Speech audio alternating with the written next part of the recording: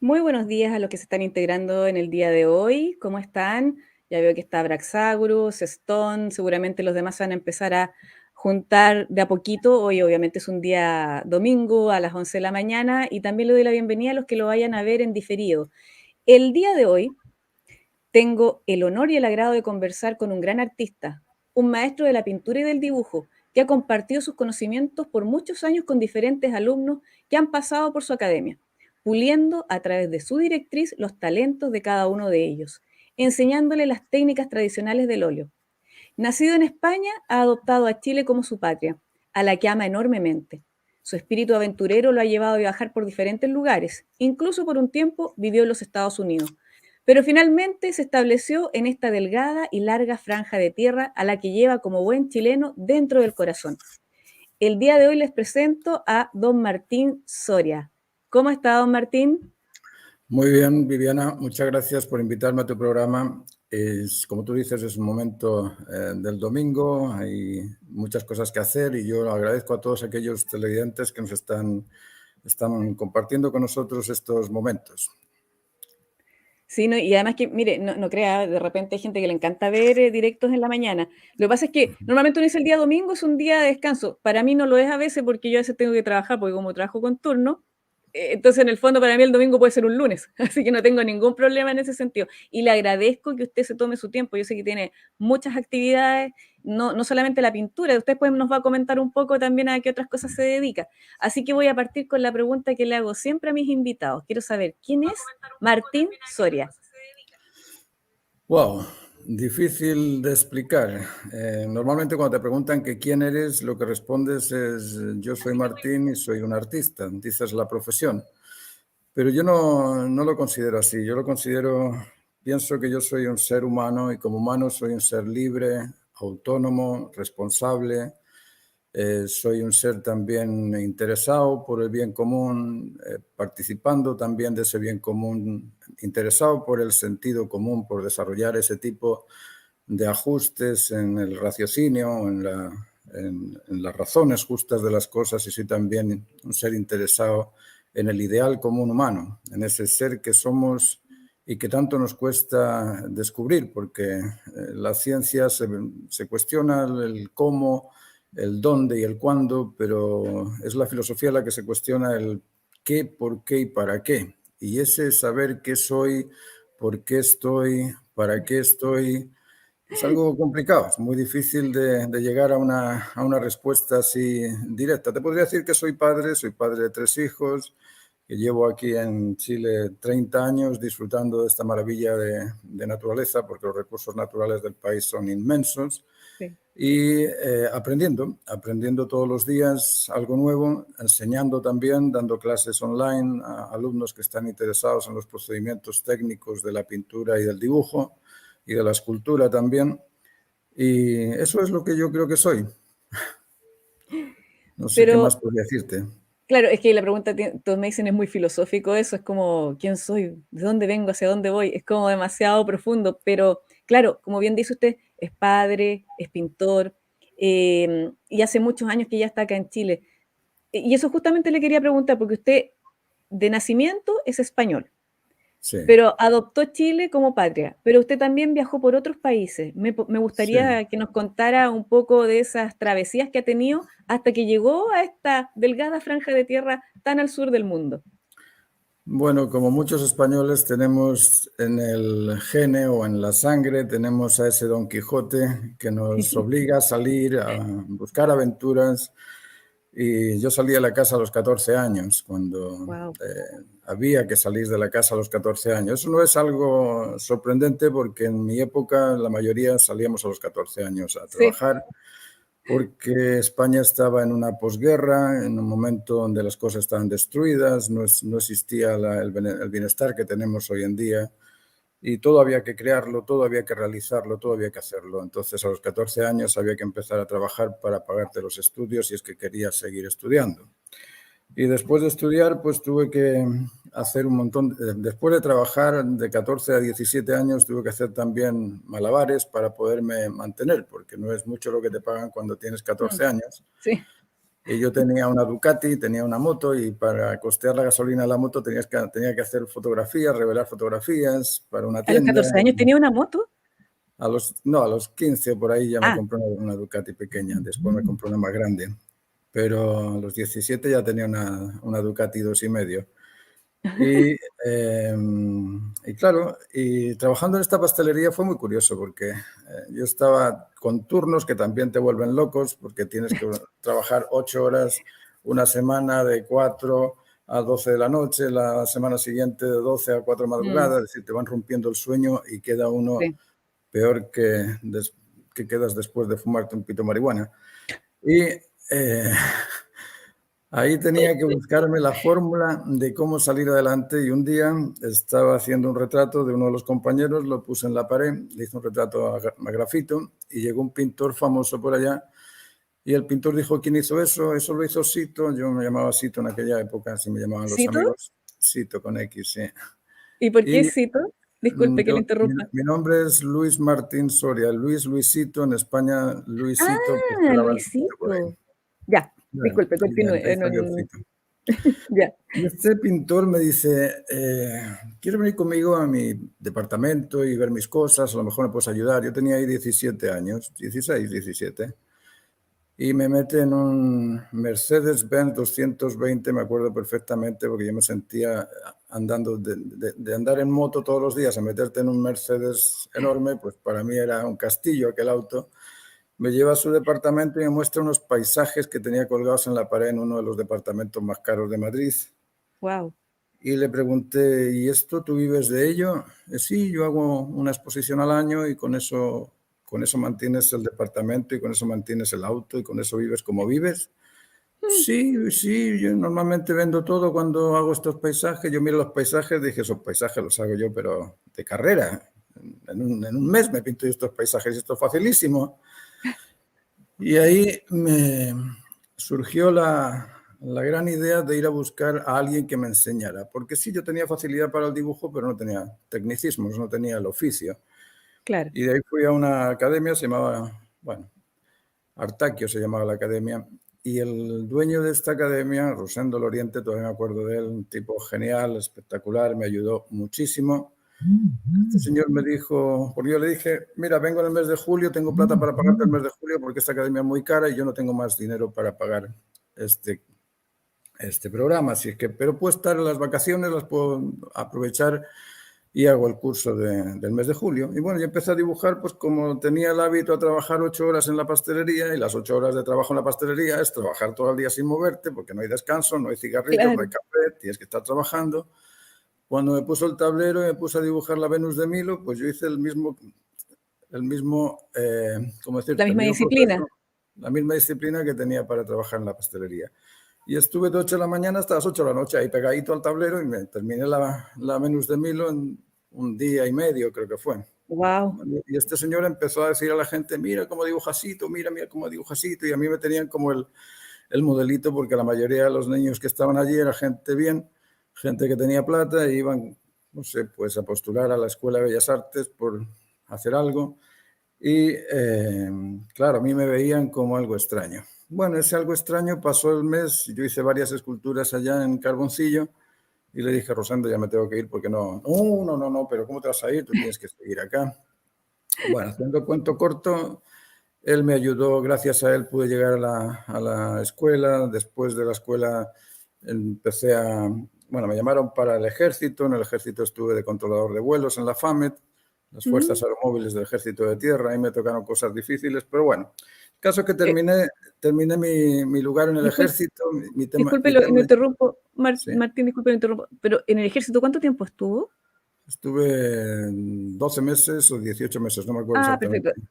Pero sí fue como voluntario o obligatorio, eso No, típico no, de eso es los. obligatorio. En España, Ah, te estoy hablando de la época de Franco. Allí la chuta. libertad era una cosa que se admiraba, pero se veía en otras partes. A nosotros no llegaban ni los Beatles, ni los Rolling Stones, ni nada de eso hasta que no murió Franco.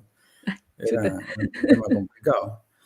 Y, y después de eso ya me puse a viajar y fui a Inglaterra. Y en Inglaterra pues fui también dando vueltas por muchos pueblos, vendía casa por casa los dibujos y las pinturas que hacía por la noche, porque eran pinturas rápidas. Yo tenía que ganarme la vida. Yo llegué a Inglaterra con 40 pounds en el bolsillo, esa era toda mi fortuna. Entonces tenías que ir buscándote hacer retratos en las tabernas o hacer pintura para vender. Esa es la forma de recaudar fondos. Y después estuve en Estados Unidos. Bueno, antes de eso viajé también a Oriente, pero bueno, eso fue por otras razones. Y en Estados Unidos tuve la suerte de trabajar en una fundición. Trabajé también en, ¿cómo se llamaba? La Monumental Construction and Mundell Company, creo que se llamaba la compañía, donde hacía la decoración o la restauración de lo que hay en el mall de Washington, D.C. Ya. El águila de la Casa Blanca lo restauré yo, hice también una decoración del Departamento del Tesoro cuando estaba Jimmy Baker de ministro del Tesoro. Y después trabajaba en una fundición y llegó el editor del Washington Times y me dijo, ¿quién hizo ese dibujo? El dibujo del águila de la Casa Blanca. Yo lo tenía hecho en un papel craft. Y le dije yo, ¿y dónde estudiaste? Bueno, San Fernando. Y oye, ¿quieres venir al Times a trabajar como ilustrador? Y yo de trabajar en la calle ahí repasando ceras y con un frío en Virginia que era, pero 7 grados bajo cero todos los días y en la calle con las manos que no podía más, dije, sí, yo me voy para el Times como sea. Yo no tenía ni idea de ilustración, no sabía hacer ilustración por ningún lado. Pero como soy un buen Quijote, dije, bueno, pues allá saldrán las formas de hacerlo. Y empecé a hacer ilustración. Las primeras me salieron pésimas, pecas, muy malas. Y después los editores empezaron a confiar en mí, me daban sus textos, yo leía los textos y los ilustraba y ahí estuve trabajando un tiempo. Hasta que conocí a una chilena y ella fue a Estados Unidos a hacer un máster y vivimos un tiempo juntos, nos casamos y me trajo para acá. Así es que esa es mi corta historia de por qué estoy aquí. Yo aquí llegué en el 1990, no sé si fue el mismo día o la misma semana de la entrega de la banda presidencial de Pinochet a Elwin, a Patricio Elwin. Yo me quedé sorprendido porque yo esperaba una guerra civil, que es lo normal, porque no conozco ningún país en el mundo que haya cedido una dictadura. Ninguno. No sé si habrá alguno por ahí, si hay alguno me lo mandáis, pero yo no he conocido ninguno. Entonces, que un dictador ceda así en paz y de buenas un país, pues me parecía algo así de película. Y en el 1990 empecé sin saber qué hacer, porque imagínate qué es lo que hace un pintor que viene de fuera a un país que no conoce. Y ahí estuve haciendo ilustraciones con el Mercurio, con la Época, con distintos agencias de publicidad, con la McCann, bueno, un montón de nombres que para qué decirlos, pero así fui sacando adelante el proyecto de ir haciendo algo con el arte hasta que fui a ofrecer unos cuadros a la galería y en la galería me encontré con un pintor y este pintor me dijo, oye, yo no conozco nada de lo que tú dices que conoces, yo no sé cómo hacer ni los colores, ni las telas, ni las acuarelas, Yo decía, pero ¿cómo no? Si es lo básico, un panadero tiene que saber cómo hacer pan y tiene que saber qué viene de la harina y cuánta cantidad de harina tiene que mezclar, oye, eso es normal. Me dijo, bueno, aquí no es normal, aquí nadie sabe hacer eso. Así es que, ¿por qué no abres un taller y te pones a dar clases? Bueno, abrí un taller ahí en Vitacura y partí con 4 alumnos, 2 de ellos me los mandó este pintor y terminé el año con 34, me parece, y dije, bueno, esto es para mantenerlo, así es que compré una casa y en esa casa comencé con la academia de Martín Soria y en esa academia estuve años preparando jóvenes que hoy en día unos están trabajando como profesionales, otros están trabajando en otra cosa, porque el arte no es aquí, en este país, Claro, no es no es rentable.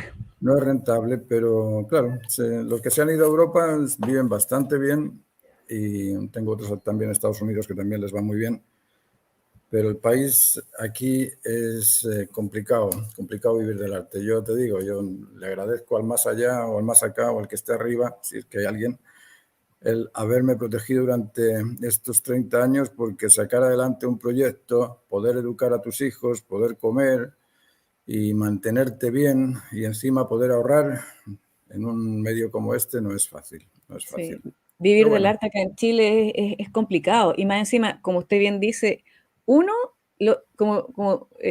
bueno, dos cosas. El de arriba, gracias al de arriba, usted está, pero en una buena disposición, en una buena posición también, en poder vivir de lo que le gusta, de la ya, técnica que le gusta. Y más encima usted tiene un conocimiento, porque realmente yo lo he escuchado en varias ocasiones, en varios videos, en varias entrevistas que le han hecho, que la calidad técnica pictórica acá en Chile es mala. Es decir, lo que enseñan, me estoy refiriendo, porque si hablamos, por ejemplo, de autores antiguos, si uno va de repente al Museo de Bellas Artes, hay obras antiguas que son maravillosas. A mí me gusta ir a ese espacio a revisar porque el resto de todo lo que es contemporáneo, moderno, deja mucho que desear. Entonces, claro. en ese sentido, don Martín, la técnica de la pintura y el oficio del dibujo acá en Chile, ¿cómo es? ¿Cómo lo ve? Con ese ojo acucioso que tiene usted.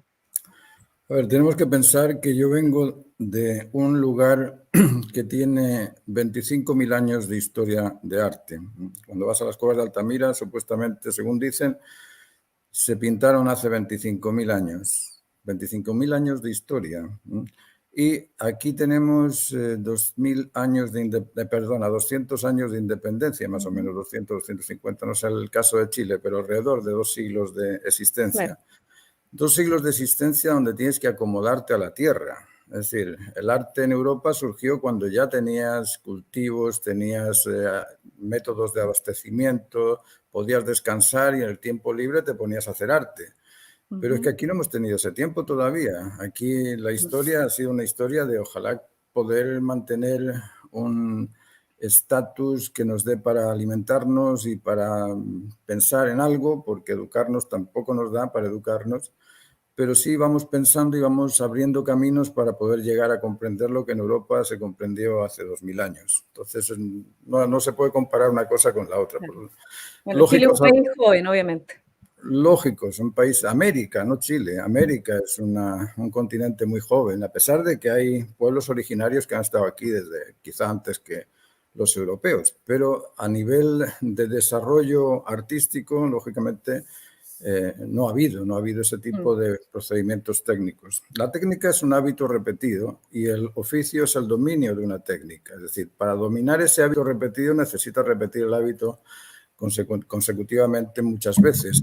Y si te fijas, aquí es muy difícil repetir ese hábito consecutivamente porque lo que piensa el otro de tu hábito es que eso es tuyo y no le pertenece a él. Por eso que surge Mm. todo este ambiente autodidacta de yo soy el único que me creo a mí y me creo genio por mí mismo. Eso es una tontería porque el autodidacta es aquel que puede hacer algo parecido a aquel que hace el originario, digamos que el que tiene la profesión tradicional. No podría decir, bueno, Miguel Ángel hizo las cosas solo porque no fue a una academia. No, Miguel Ángel adquirió todo el oficio de los picapedreros de Italia y el tipo sabía cómo, cómo hacer lo que hizo gracias a los antepasados que le fueron mostrando. Velázquez pintó gracias a su suegro que lo preparó. Picasso pintó gracias al academicismo de su padre y de la escuela donde estuvo. Es decir, hay una tradición en el oficio y esa tradición en el oficio cuando lo entregas, lógicamente esa tradición ha pasado por muchos baches también, ha pasado por errores y errores que se han ido superando. Esto que tú me decías antes de la preparación de la tela. Jamás, jamás dentro de mi concepto de preparación de la tela voy a preparar una tela con cola de pez y con blanco de zinc. Imposible. Lamentablemente me enseñaron eso. Es imposible, ¿por qué? Porque el zinc tiende a ser gris cuando se oxida y la cola de pez es una cola rígida que no se estira, no se extiende. Pero, claro, si me lo preguntas a mí, lógicamente te voy a decir, no, eso lo tienes que hacer con blanco titanio, blanco de plomo, tienes que hacerlo con un carbonato más blanco, tienes que hacerlo con la cola de conejo que es elástica, o tienes que hacerlo sobre un lienzo que sea belga o que sea un lino sólido. Pero claro, todos esos tecnicismos, ¿de dónde vienen? No vienen de mí, vienen de los 5.000 años de historia de la tradición artística de Europa. Entonces, lógicamente, claro, uno tiene más recursos que los que tiene aquel que está improvisando, porque aquel que está improvisando no sabe si eso se va a mantener o no se va a mantener 100 años más allá. Pero, mira, ese fue el hecho de por qué la academia o mi academia fue así creciendo tan rápido. Imagínate que pasamos de tener no sé, 34 alumnos en el 97. Yo empecé la escuela en el 96. En el 97 teníamos, y pasamos a tener 57 alumnos así de un momento a otro. Y venía gente de la universidad, que estaban en la universidad, se daban cuenta de que aprendían más en 3 meses en mi academia que en la universidad. Ese tipo de cosas era como bien chocante. Y eran chocantes por eso, porque venía con un conocimiento bueno, que no existía en el mercado. Y hoy en día pasa lo mismo. Yo tengo una carga filosófica también muy densa. Para mí no solamente el tecnicismo y los procedimientos técnicos son importantes. Para mí es muy importante educar en las normas de comportamiento, en las normas de convencimiento, las normas de convivencia, es decir, desarrollar la mente del artista. Porque la gente piensa que el artista es aquel que coge un pincel, hace una cosa por ahí que le llaman cuadro y te lo pone en la pared y lo justifica con palabras. Pero Claro. es distinto compararlo, justificarlo con palabras a justificarlo con un postulado filosófico, con un libro, con un ensayo, con una película, con un algo que tenga un poco más de densidad. Allí en Europa las exposiciones normalmente se hacían con un grupo de cámara que te iba y te tocaba un tema Hermoso. clásico o te iba un poeta y te leía unos cuantos poemas antes de hacer la exposición o, no sé, ligabas aspectos culturales unos con otros para poder indicar a los demás que hay algo más que el mero tecnicismo artístico, sino que hay una visión ideológica y por lo demás los artistas han sido los que han motivado las grandes ideologías. Uno diría, bueno, ¿y de dónde salió el cristianismo? Del arte. Pero si no hubiese, imagínate que no hubiese habido imágenes en el cristianismo. Mm, Sería dificilísimo convencer a la gente. Muy difícil, pero las imágenes, ¡pum!, te crean esa claro, devoción a la imagen y por esa devoción a la imagen tú sigues. claro. Esto es igual que si no hubiese carteles políticos. ¿Cómo vamos a conocer a los políticos si no hay carteles políticos? Los carteles políticos son los que te acercan a los políticos. En todo tipo de aspectos el arte está inserto y, lógicamente, para eso necesitas de grandes oficios para que esas cosas sean de mejor calidad. Pienso Mm. yo, no sé.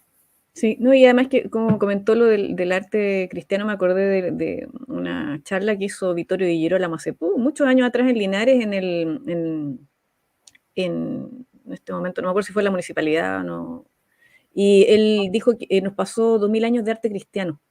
2000 años de arte cristiano. Entonces ahí mostraba toda la evolución y en un momento él dijo una cosa muy linda, dijo, y siempre se me quedó grabado, decía así, desde que el hombre sacó a Dios del arte, el arte decayó.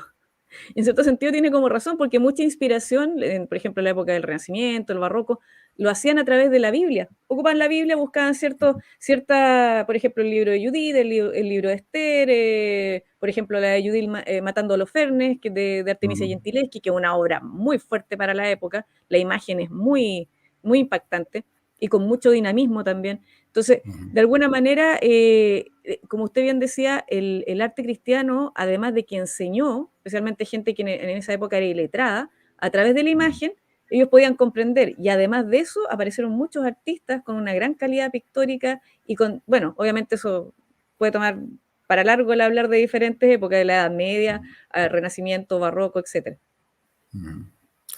Sí, hay que tener en cuenta también que, claro, por un lado la imagen es un útil para el bien y para el mal. Claro. Las imágenes nos indican o nos confunden.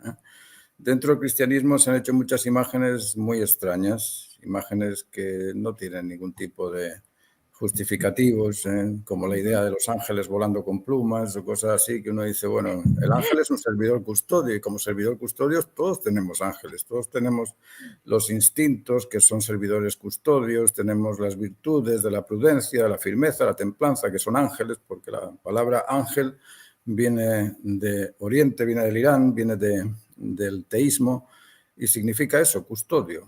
Ángel es un custodio y nosotros tenemos custodios, pero no son palomas volando con alas, Claro. sino que son el custodio del peligro, que es el instinto de protección, el custodio de la alimentación, que es el instinto de mantenimiento, el custodio de la reproducción, que es el instinto de reproducción. Es decir, esos son custodios y lógicamente hay arcángeles y ángeles, como te decía.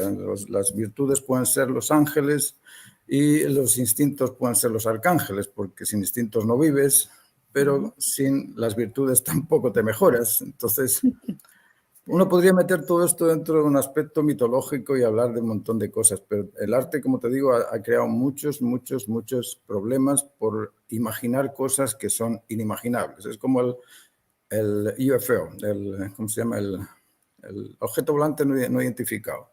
La frase te lo explica súper claro. Objeto volante no identificado. Vale. Si no es identificado, no existe. Porque aquello que no es identificado no existe. Ahora, resulta que el artista te lo pone verde, con ojos, con narices y con boca, que yo no sé para qué quieren las narices en el espacio, porque ¿qué vas a respirar si no hay nada que respirar ahí? La boca, no sé, a lo mejor Claro. podrían comunicarse, pero en el espacio no hay atmósfera, no se puede uno comunicar tampoco. Es decir, esas idioteces visuales, y lo digo así, idioteces porque no son reales, son fantasías estúpidas que lo que hacen es crear en la mente de mi hijo la idea de que existe un extraterrestre verde con cabeza, cuerpo, brazos, pies y todo. Y mi hijo se lo cree Sí, porque ha visto la imagen. Eso claro. en el aspecto de los ovnis, pero en el aspecto de la religión pasa lo mismo. Resulta que Jesús tiene pelo largo, pelo rubio, ojos azules, barba muy bien depilada, muy bien hecha. No sé quién era el barbero que andaba por allá con él. Es decir, es un tipo muy guapo. Pero yo cuando veo a los israelitas no son tan guapos, son narizotas, son gente es distinto, ¿no? Lo que yo, mire, yo lo que puedo comprender de esto es que, y también me pasaba, porque, por ejemplo, de repente el ser humano, dependiendo de la época, requiere de la ilustración de una imagen, es decir, Claro. necesita de una imagen para que lo ilustre con respecto a un concepto. Entonces, ¿qué es lo más cercano a un ángel? Entonces, obviamente, el ángel no es que sea un ser con alas, que parece una paloma gigante, no. Pero es una forma de que la gente comprenda que ellos son etéreos, que ellos están más arriba de lo material. Entonces, claro, pero el problema es que hay personas que se lo dejan y lo creen que realmente es un ser con alas. Y eso puede llevar a confusiones, obviamente. Claro. Pero, por ejemplo, eh, en épocas donde la gente no leía, el analfabetismo era grande, estaban los vitrales, te mostraban los diferentes, por ejemplo, en las mismas iglesias, si se fija, aparece todo el recorrido así de las diferentes estaciones de Jesús cuando él iba con la cruz, especialmente para Semana Santa, y lo van ilustrando con imágenes, porque como no toda la gente sabía leer, obviamente la imagen de alguna manera la ilustraba. Se entiende que eso era un método, que de repente, claro, se vuelve demasiado, ¿cómo se podría decir? Estoy tratando de encontrar la palabra, fantasioso. Claro. Ahí hay un problema, pero ahí está la cosa de que si la persona tiene la capacidad de discernir bien, lo va a comprender. El problema es cuando la gente no discierne bien. Ahí está el problema. Imagínate que estás educando a la gente con imágenes nada más. Entonces, ¿qué Mm, tipo de discernimiento va a tener esa persona para poder distinguir entre la imagen y decir, no, la serpiente de Adán y Eva no era una serpiente, no, eso era el un órgano concepto. genital masculino, que sí, que parece una serpiente, pero no es una serpiente. Pero eso necesitas de alguien, no sé, experto que te pueda ligar una cosa con la otra. Pero, como sabes, desde Constantino hasta el siglo XIII o XIV, la gente en Europa no leía, no estudiaba, era un tipo de feudalismo donde el líder o el jefe o el que estaba en el castillo vivía bien gracias a los campesinos, y si no me gustaba el campesino lo echaba, lo expulsaba, pero ese campesino no tenía ni idea de lo que era religión, ni de lo que era las escrituras, ni nada de nada. Entonces, claro, era muy difícil para ellos adquirir conocimiento de lo natural, porque la religión es religar al hombre con su naturaleza. Eso es el tema de la religión, el tema fundamental, religar al hombre con su propia integridad humana. Y para eso necesita reconocer cuál es la naturaleza humana. Pero resulta que tenemos hoy en día la ciencia que se encarga de enseñarnos el cómo, cuándo y dónde, y no nos explica que es humano, y tenemos la filosofía, que ya la mayoría lo han desechado, que es la encargada de enseñarnos el qué, por qué y para qué, que es la razón del ser. A ver, si yo busco esta taza, lo interesante es saber qué es, por qué está aquí y para qué está. Está para beber, así que así comprendo la taza. Pero cuando la ciencia me dice el cómo se hizo la taza, con tierra. ¿Cuándo se hizo? Hace 15 años. ¿Y dónde se hizo? En Madrid. Eso no me ayuda para tomarme mi café, ¿entiendes? Luego la ciencia La religión y la filosofía deben engranarse porque somos seres emocionales, intelectuales y conductuales, somos seres trinitarios. Y esa trinidad a nivel también social, a nivel educativo, debería coexistir. Hasta que la ciencia, la religión y la filosofía no se integren, no vamos a tener nunca la comprensión del ser humano. Fíjate que la ciencia, por ejemplo, te explica cosas con un postulado epistemológico. Cualquier cosa, cualquier deducción que un científico te dice, cuando el científico te dice, esto mide 15 centímetros de alto por 7 de ancho, está dándote a conocer conocimiento. ¿Y qué es conocimiento? Un postulado epistemológico, y la epistemología es un postulado filosófico. Entonces, ¿por qué el científico desecha la filosofía? ¿Y por qué el filósofo desecha la ciencia? Si el filósofo, al explicar el qué es, tiene también que justificarlo con razones que son demostrativas, y la ciencia se encarga de la demostración también. Es decir, ese tipo de trinidad distorsionada que existe hoy en día, hasta que no se arregle, va a ser muy difícil de que el ser humano pueda encontrar la verdadera filosofía, encontrar la verdadera religión, encontrar la verdadera ciencia, porque una no puede existir sin la otra. ¿Podría existir un ser humano solamente trabajador? Sin sentido, sin sentir. Sin sentir no puede, sin sentido tampoco, y sin trabajar tampoco puede existir. La emoción, el intelecto y la voluntad están integradas, están interconectadas, son simbióticas, no se pueden separar la una de la otra. A mí cuando me dicen, es que tú eres muy intelectual. Ah, claro, con el intelecto fabrico las paellas que hago, ¿verdad? Yo me pongo a pensar y salen las paellas, ¿no? Para hacer las paellas necesitas voluntad. Incluso para ser intelectual necesitas de la voluntad. Y esa voluntad opera en pro de la expectación a disfrutar de un bien. Y esa expectación a disfrutar de un bien proviene de una sensación. Es decir, la emoción, el intelecto y la voluntad no puedes desligarlas, no puedes separarlas. Esas son cosas que ocurren y que, como te digo, muchas veces se distorsionan y pensamos, no, la religión ya no sirve porque hubo un pederastra por ahí, entonces desecho la religión, pero bueno, si tú te tienes que conectar también, ¿no? Tú tienes también que ser conectivo, ¿eh? ¿Por qué? Porque el religarte con tu propia autonomía, con tu propia integridad, con tu propia naturaleza humana, depende del religarte, depende de la religión. Ahora, que no te gusten las religiones por lo que han hecho, por lo que han deshecho, por lo que aportan o por lo que no aportan, bueno, ya eso ya es un tema particular de cada uno. Pero una cosa es que a mí no me guste fulanito y otra cosa es tener que eliminar a fulanito. No sé. ¿Sabe que algo que está diciendo ahí que me parece bien interesante es que en el fondo somos seres integrales, si se puede decir así, y requerimos de esos 3 puntos importantes que usted mencionó? Y como bien mencionó también, yo eso lo he conversado con otros invitados, pero la infiltración, tanto de cierto tipo de ideología, se ha metido en la iglesia, se ha metido en la filosofía y se ha metido en la educación. Entonces, de alguna manera, nos quieren fragmentados quizá, para que seamos más maleables, más fáciles de manipular, y gente que obviamente esté ideologizada. De esa manera, obviamente, las personas no en algún momento van a decir, no, la religión no sirve por esto otro, porque ya, como usted bien dijo, hubo casos de pedofilia, ya, ok, pero eso puede ocurrir en cualquier parte. Un pedófilo Obvio, no solamente está en la iglesia. Entonces, porque obvio. algunos se le olvida, podrían existir de repente pastores, o podrían ser políticos, o podrían ser abogados. Eso es algo, y un porcentaje mínimo de la población. Entonces, Obvio. tú no puedes meter en un mismo saco a toda una institución por ciertos casos. Eso yo siempre lo he dicho. Y digo, y el que comete un delito tiene que ir a la cárcel, sea quien sea. Eso es lo importante. Y en ese caso, por ejemplo, volviendo a ese punto, ¿cree que nos quieren fragmentados? ¿Cree que nos quieren así con toda la información manipulada para que no puedas pensar por ti mismo ni sentir por ti mismo? Mira, una cosa es qué es lo que el otro quiere de ti y otra cosa es qué es lo que tú quieres de ti. Lo importante es el buscarse a sí mismo. Yo muchas veces pienso en Adán y Eva, y no es que crea en ese señor que se llama Adán, que estaba hablando con Eva así, con el mismo lenguaje que usamos. No, estoy hablando del primer ser humano. El primer ser humano, sea quien fuere, aquel que se dijo, uy, soy consciente de que tengo dominio sobre los instintos, basta. Eso ya te hace ser distinto al resto de las especies, porque el resto de las especies no dominan los instintos. Nosotros podemos ayunar, podemos ser célibes, controlamos el instinto de protección, podemos controlar el miedo, podemos controlar un montón de aspectos que los animales no pueden controlar. Luego, Exacto. ese primer ser que por lo demás era el más rico del mundo, a mí cuando me dicen que Bill Gates es el hombre más rico del mundo, yo no, el primer humano tenía el cosmos entero. Decía, mucho más rico que Bill Gates. Ese ser por sí solo, no tenía padre, no tenía madre. Nosotros cuando nacemos en un ambiente de 7 personas. Nos guste o no, nosotros estamos vinculados con los abuelos, que son 4, con los padres, que son 2, y nosotros 1, pues somos 7. Es decir, nosotros nacemos en un aspecto social.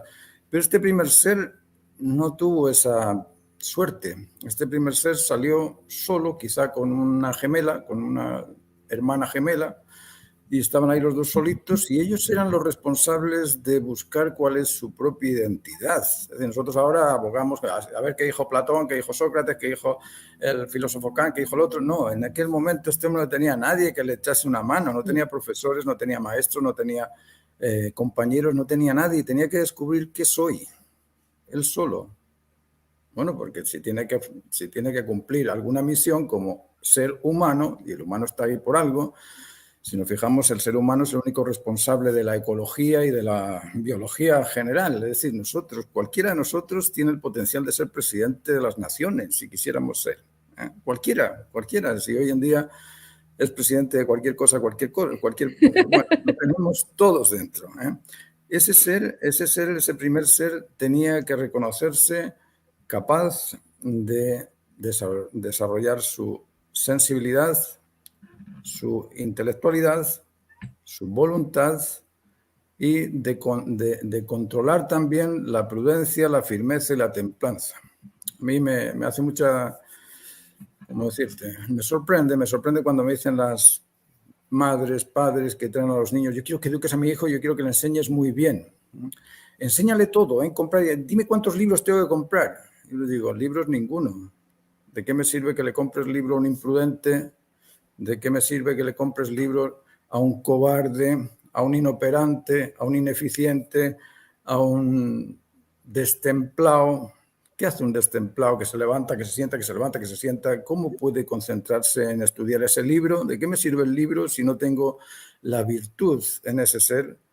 Luego tú como padre, tú como madre, enséñale esas virtudes de ser prudente, es decir, de pensar en las consecuencias de aquellas opciones que va a tomar. Antes de tomar la alternativa, que piense en la consecuencia de esa alternativa y así va a ser prudente. Enséñale a ser cíclico, a que empiece y termine, que cuando se levanta, que haga la cama, que cuando llega al baño, que deje la cuestión en su sitio, que cuando va a comer, que lave los platos, que sea cíclico, que termine aquello que empieza y de esa forma desarrolla su firmeza. Y a ser templado, ponle situaciones difíciles, que se temple, que no sea un incontinente emocional. ¿Por qué? Porque la incontinencia emocional impide el poder dialogar con la gente, el poder llegar a razonar, y ese control de las virtudes es previo a la educación. Después de que ya soy firme, templado y prudente, yo puedo ir a la escuela porque ya sé cómo concentrarme, sé cómo controlarme, y ese autocontrol me permite orientarme y ser médico. Ahora estoy viendo la serie La Niña, que es una niña que sale de la selva y resulta que empieza a estudiar medicina y todavía no termino la serie, así que debe de terminar médica, pero es un patrón de conducta tremendo porque yo escucho mucho a gente que me dice, es que yo no tengo posibilidades, es que yo no tengo oportunidades. Cuando me dicen eso digo, qué raro. Yo cuando llegué a Londres llegué con 40 pounds en el bolsillo. Para ponerlo en términos chilenos, 40 lucas. 40 lucas en el bolsillo me daban para comer un día nomás. Y me puse en una esquina a hacer un retrato de un señor que me lo espetó por la cara. Me dijo, esto no se parece a mí, y me lo tiró. Imagínate con qué ánimo estaba yo ahí trabajando. Uf. Llegó un viejito, el viejito se puso ahí, le hizo un retrato y como tenía la gorra que le tapaba media cara y la barba que le tapaba la otra media, solamente hacía un par de ojos, me salieron perfectos. El tipo me compró el retrato y de esa forma sales adelante. Yo le digo a mis hijos, ¿cómo es que no hay posibilidades o oportunidades? Aquí la gente tiene patio y tiene jardín.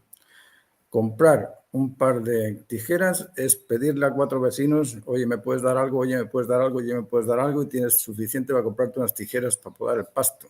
Y con esas tijeras para podar el pasto, si vas a los vecinos, le puedes pedir 10.000 pesos por hacerle su jardín. Y ya están las posibilidades ahí. Es decir, en muchas ocasiones nosotros nos reducimos por nuestra propia manera de pensar, porque nos falta el desarrollo de las virtudes. Si tuviésemos ese desarrollo de la prudencia, firmeza y templanza, diríamos, yo puedo conseguir cualquier cosa, porque puedo controlarme. Y cuando llegue el cliente y me eche el perro a ladrar, pues yo sé que puedo ir después, cuando no tenga el perro, y decirle, oye, te puedo cortar el pasto ahora, y de esa forma emprender una tarea que te puede sacar adelante.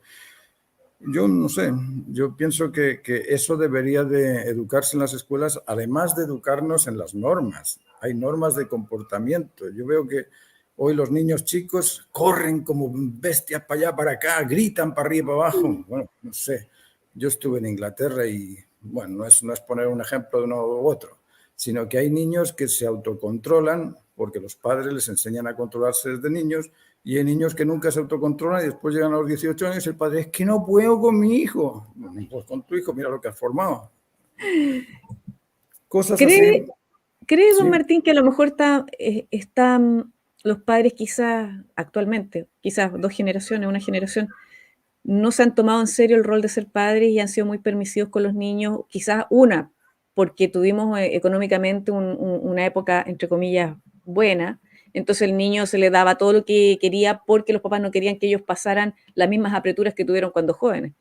Y lo otro, la norma, la ética, la moral, que de alguna manera está como muy débil, si se puede decir así, y que los padres tampoco se encargan a veces, no digo que todos, pero hay algunos padres que no lo hacen, y eso mismo malforma a sus hijos, no se han dedicado quizás acuciosamente de ver que sus hijos estén bien formados, de observar de qué cosas están consumiendo y dejarle en el fondo toda la obligación a los colegios, colegios que ahora en este momento, más que enseñar, están pervirtiendo en algunas ocasiones las mentes de los chicos.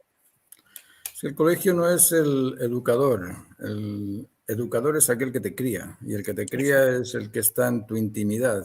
Yo me comporto muy distinto cuando hablo contigo, cuando estoy en la mesa comiendo con mis hijos. Soy otra persona, soy dos personas, igual todos. Todos cuando estamos en el trabajo, uy, qué bien, qué eficiente es este personaje. Uy, no entiendo por qué se separó, por qué se divorció, no entiendo. Bueno, porque la vida interior, la vida realmente íntima se vive en la casa. El Exacto. comportamiento de los niños lo comprende el padre que está o la madre que está todo el día con ellos durante años. El profesor lo va a ver simplemente unas horas durante el día. Y la normalización, cuando hablamos de normas, estamos hablando de normas que normalizan. Es decir, nosotros pensamos que la ley nos limita, lógicamente nos limita. Sí. Si yo no tuviera el instinto de protección y meto el dedo en el enchufe, me voy a quemar, lógicamente. O en el fuego me voy a quemar. Pero para evitar eso tenemos las normas. Las normas de comportamiento nos dicen que tenemos que atender, entender y estar atentos los unos a los otros. Eso es básico, eso es fundamental. No hay que meterse. Yo escribí un libro sobre cómo educar a un adolescente que está en Amazon. Ahí, si queréis, os metéis en Amazon, ponéis cómo educar a un adolescente, ¿Cómo educar Martín a un Soria. adolescente? Sí, y lo Lo podéis voy a leer. anotar. Pero tiene que ver con ese tipo de normalizaciones. ¿Cómo se hace un ser normal? Bueno, si queréis llegar a comprenderlo sin tener que estudiar filosofía, yo os pediría que escucheseis los insultos. Escuchad los insultos. Es la mejor manera de saber qué es lo normal. Cuando dices, oye, mentiroso, estás diciendo tienes que ser sincero. Oye, vago, bueno, tienes que ser cooperador, no puedes ser un vago. Uy, qué cobarde, tiene que ser un héroe. Uy, qué... Bueno, cada vez que emites un insulto, estás declarando al ser humano normal. Así es, la normalización del ser humano viene detrás del insulto. Es decir, el insulto es una caracterización de aquello que no has cumplido, aquello que no debes hacer, de aquello que no es correcto. Así Y se llama el libro, ¿cierto? ¿Cómo educar a un cómo educar a un adolescente? adolescente, sí. Y lo que pasa con los padres es que, claro, el padre ha visto que el abuelo le golpeó al padre, entonces, pobrecito mi hijo, que haga lo que quiera, que se divierta, que lo pase bien. Y está muy bien divertirse, pero además de divertirte tienes que tener algún tipo de normas de comportamiento. Yo veo que Ujú. niños chicos se sientan a la mesa, yo no quiero esto, yo no quiero comer Mm, esto, hoy me puedo levantar, hoy puedo hacer la tele, hoy con el... Pero bueno, hijo mío, si estás en la mesa, espera a que el dueño de casa empiece a comer, lo primero. ¿eh? exacto. Ponle los platos en su sitio para que sepas cómo normalizarte, para que cuando seas mayor y vayas a una reunión del banco, de la empresa, ahora no te cojas la cuchara del postre antes de la cuchara del plato. Es decir, cosas sencillas como esas que son normas de comportamiento social, pero también existen las normas de comportamiento humano, del saber atender, entender y estar atento a las necesidades del otro. Si alguien llega a mi casa y yo le atiendo, le escucho, porque eso también es otro de los problemas que tenemos hoy en día, que la gente emite, pero no recibe, y tenemos en proporción 2 orejas y una sola boca, entonces deberíamos de recibir 2 veces más de aquello que emitimos, pero normalmente no escuchamos. Yo eso lo siento a nivel social, lo siento mucho. Yo estoy siempre rodeado de gente por todas partes, en las clases o allá en el lodge con los turistas, y veo que la gente te ve y eres una especie de blanco para el tiro, para soltarte toda su porquería. Y es porquería, pues si te dijeran, mira, he descubierto que el arrayán es un árbol que tiene tal resina que sirve para tal cosa, yo diría, wow, qué rico escucharte. Pero no, escuchas, mira que está gorda, que esté flaco, que esté largo, que esté con el que salió de elegido, que no ha hecho, que no ha cumplido, que no ha pillado, fíjate que la guerra, madre mía, acabas con un dolor de cabeza que dices, bueno, entonces el atender, entender y estar atento son normas de comportamiento. Las normas de convencimiento tienden a hacernos capaces de reconocer el juicio justo de la razón. ¿Y cuál es el juicio justo de esto? El juicio justo se deriva de 2 palabras muy sencillas, el por y el para. Cuando yo comprendo qué es, por qué es y para qué es, sé todo esto. El origen, la identidad y el propósito de las cosas son 3 cosas que hay que buscar en todo aquello que observamos. ¿Cuál es el origen? ¿Cuál es la identidad? ¿Cuál es el propósito? Y para eso deducimos, inducimos y discernimos. Y de esa forma vamos desarrollando nuestra inteligencia, nuestro intelecto, nuestra capacidad de adquirir conocimiento. Y las normas de convivencia pues tienen que ver también con el cómo seduces al otro, cómo persuades al otro, cómo motivas al otro. Esto de la persuasión, te digo, yo estuve años en Inglaterra, podía discutir con cualquiera, llegamos a un convencimiento compartido. Estuve en Estados Unidos también, costaba un poco más, pero podíamos llegar a un convencimiento compartido. Aquí las relaciones son de vidrios o de flanes, no sé si llamarle de flanes o de vidrios, pero tocas el vidrio y se te rompe, tocas el flan y se te rompe. La polémica no existe. Yo te digo, mira, yo soy del Atlético de Madrid. Yo soy del Barcelona, chao. ¿Pero cómo? Explícame por qué eres del Barcelona y por qué eres del Atlético de Madrid. A lo mejor el Barcelona tiene más copas, el Madrid tiene más copas, o tiene mejores jugadores, pero induce, deduce, habla, explica, expone, haz que el otro te comprenda tus razones de por qué crees en lo que crees. Yo aquí te digo, vivo rodeado de gente que me cuesta un riñón poder llegar a justificar cosas, porque antes de justificarlas ya me han despreciado, es decir, ya se han disasociado conmigo. Les digo, soy español. Lo Pero bueno, cuestionan de antemano. claro. Y eso es irracional. Uno dice, ¿cómo es posible que 2 personas que tienen posturas distintas no sean capaces de razonar? Imagínate 2 científicos, ¿eh? Yo creo que es un átomo. No, yo creo que es una molécula. ¿Qué es un átomo? ¿Qué es una molécula? Y se separan. Bueno, nunca van a saber si fue un átomo o fue una molécula. Para poder saber eso tendrán que buscar convencerse, seducirse, motivarse, persuadirse, no sé, buscar alguna fórmula para llegar a la razón. Aquel que llega a la razón va a tener un juicio justo después. Aquel que se queda con el criterio no va a tener nunca un juicio justo. Yo muchas veces les digo a mis hijos, sí. Disculpe, con su visión europea que tiene, porque tiene esa ventaja, a diferencia de nosotros que estamos aquí, nacimos en Chile y no nos vemos realmente como somos. ¿Cómo nos ve a nosotros en general? No, yo veo a toda América de la misma forma. Es una sociedad todavía bastante ingenua porque ha tenido pocas experiencias. Entonces esa ingenuidad es muy bonita. Es muy bonita, pero tienen que tener cuidado con aquellos que la malusan, ¿eh? Y hay muchos intereses creados fuera que están tratando de mal usar esa ingenuidad del autóctono o de nosotros también. Si uno, por mucho que hable, no tienes el poder, ¿eh?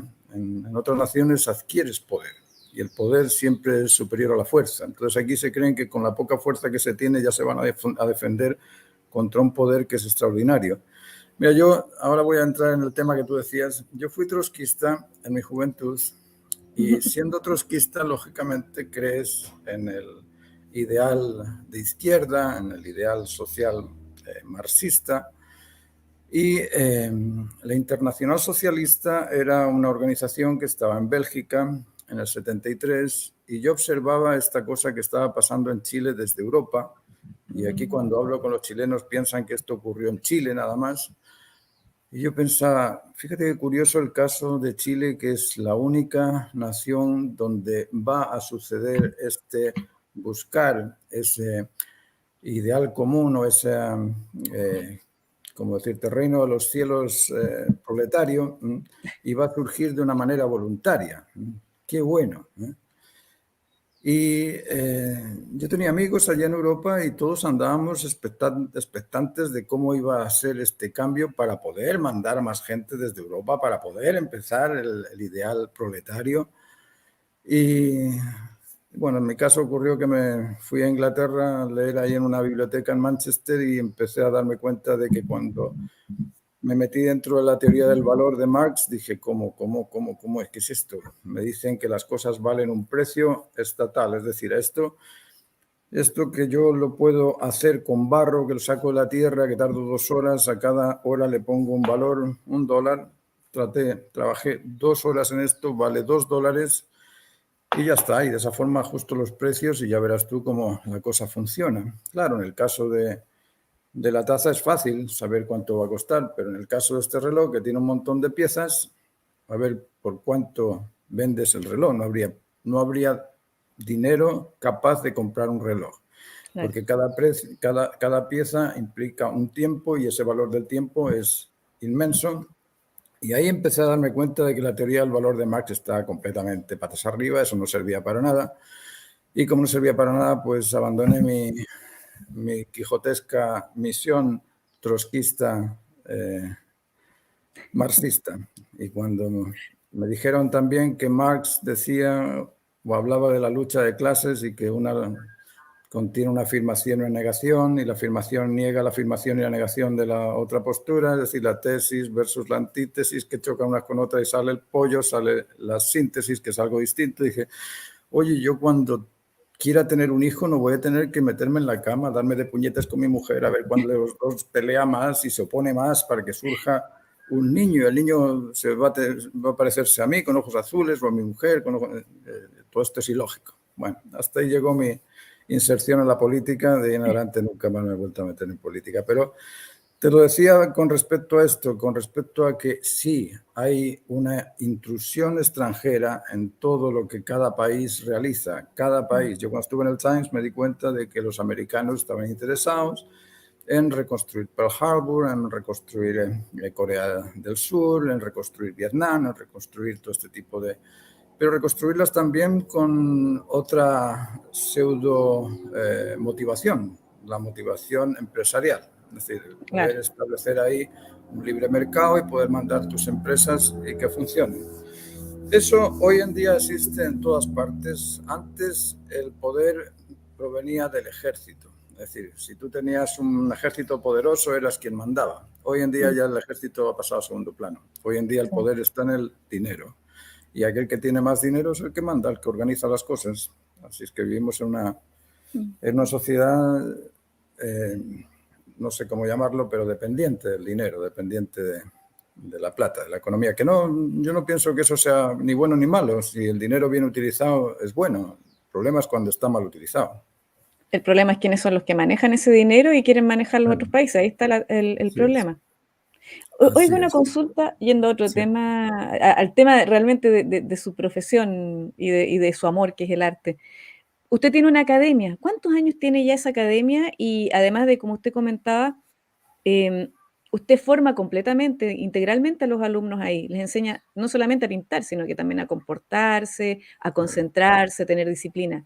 ¿Hace cuántos años que tiene esa academia?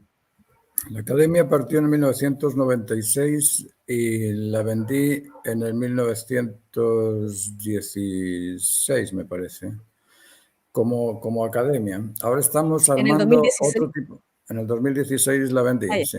La vendí porque me la pidieron para construir un edificio y tuve que agachar cabeza, no pude hacer Es decir, otra que venda. físicamente desapareció, pero eso no significa que haya desaparecido la academia. Claro, físicamente desapareció. Ahora estamos haciendo en Universal Mezcolanza, estamos haciendo una extensión de la academia. Es decir, la academia ahora va a ser una academia internacional. Estamos haciendo clases en toda esta metodología, la estamos reduciendo en cursos y esos cursos estoy trabajando todavía en ello. En algún momento van a estar ahí a disposición de aquellos interesados que quieran meterse directamente a los vídeos y recibir ese curso por vídeo.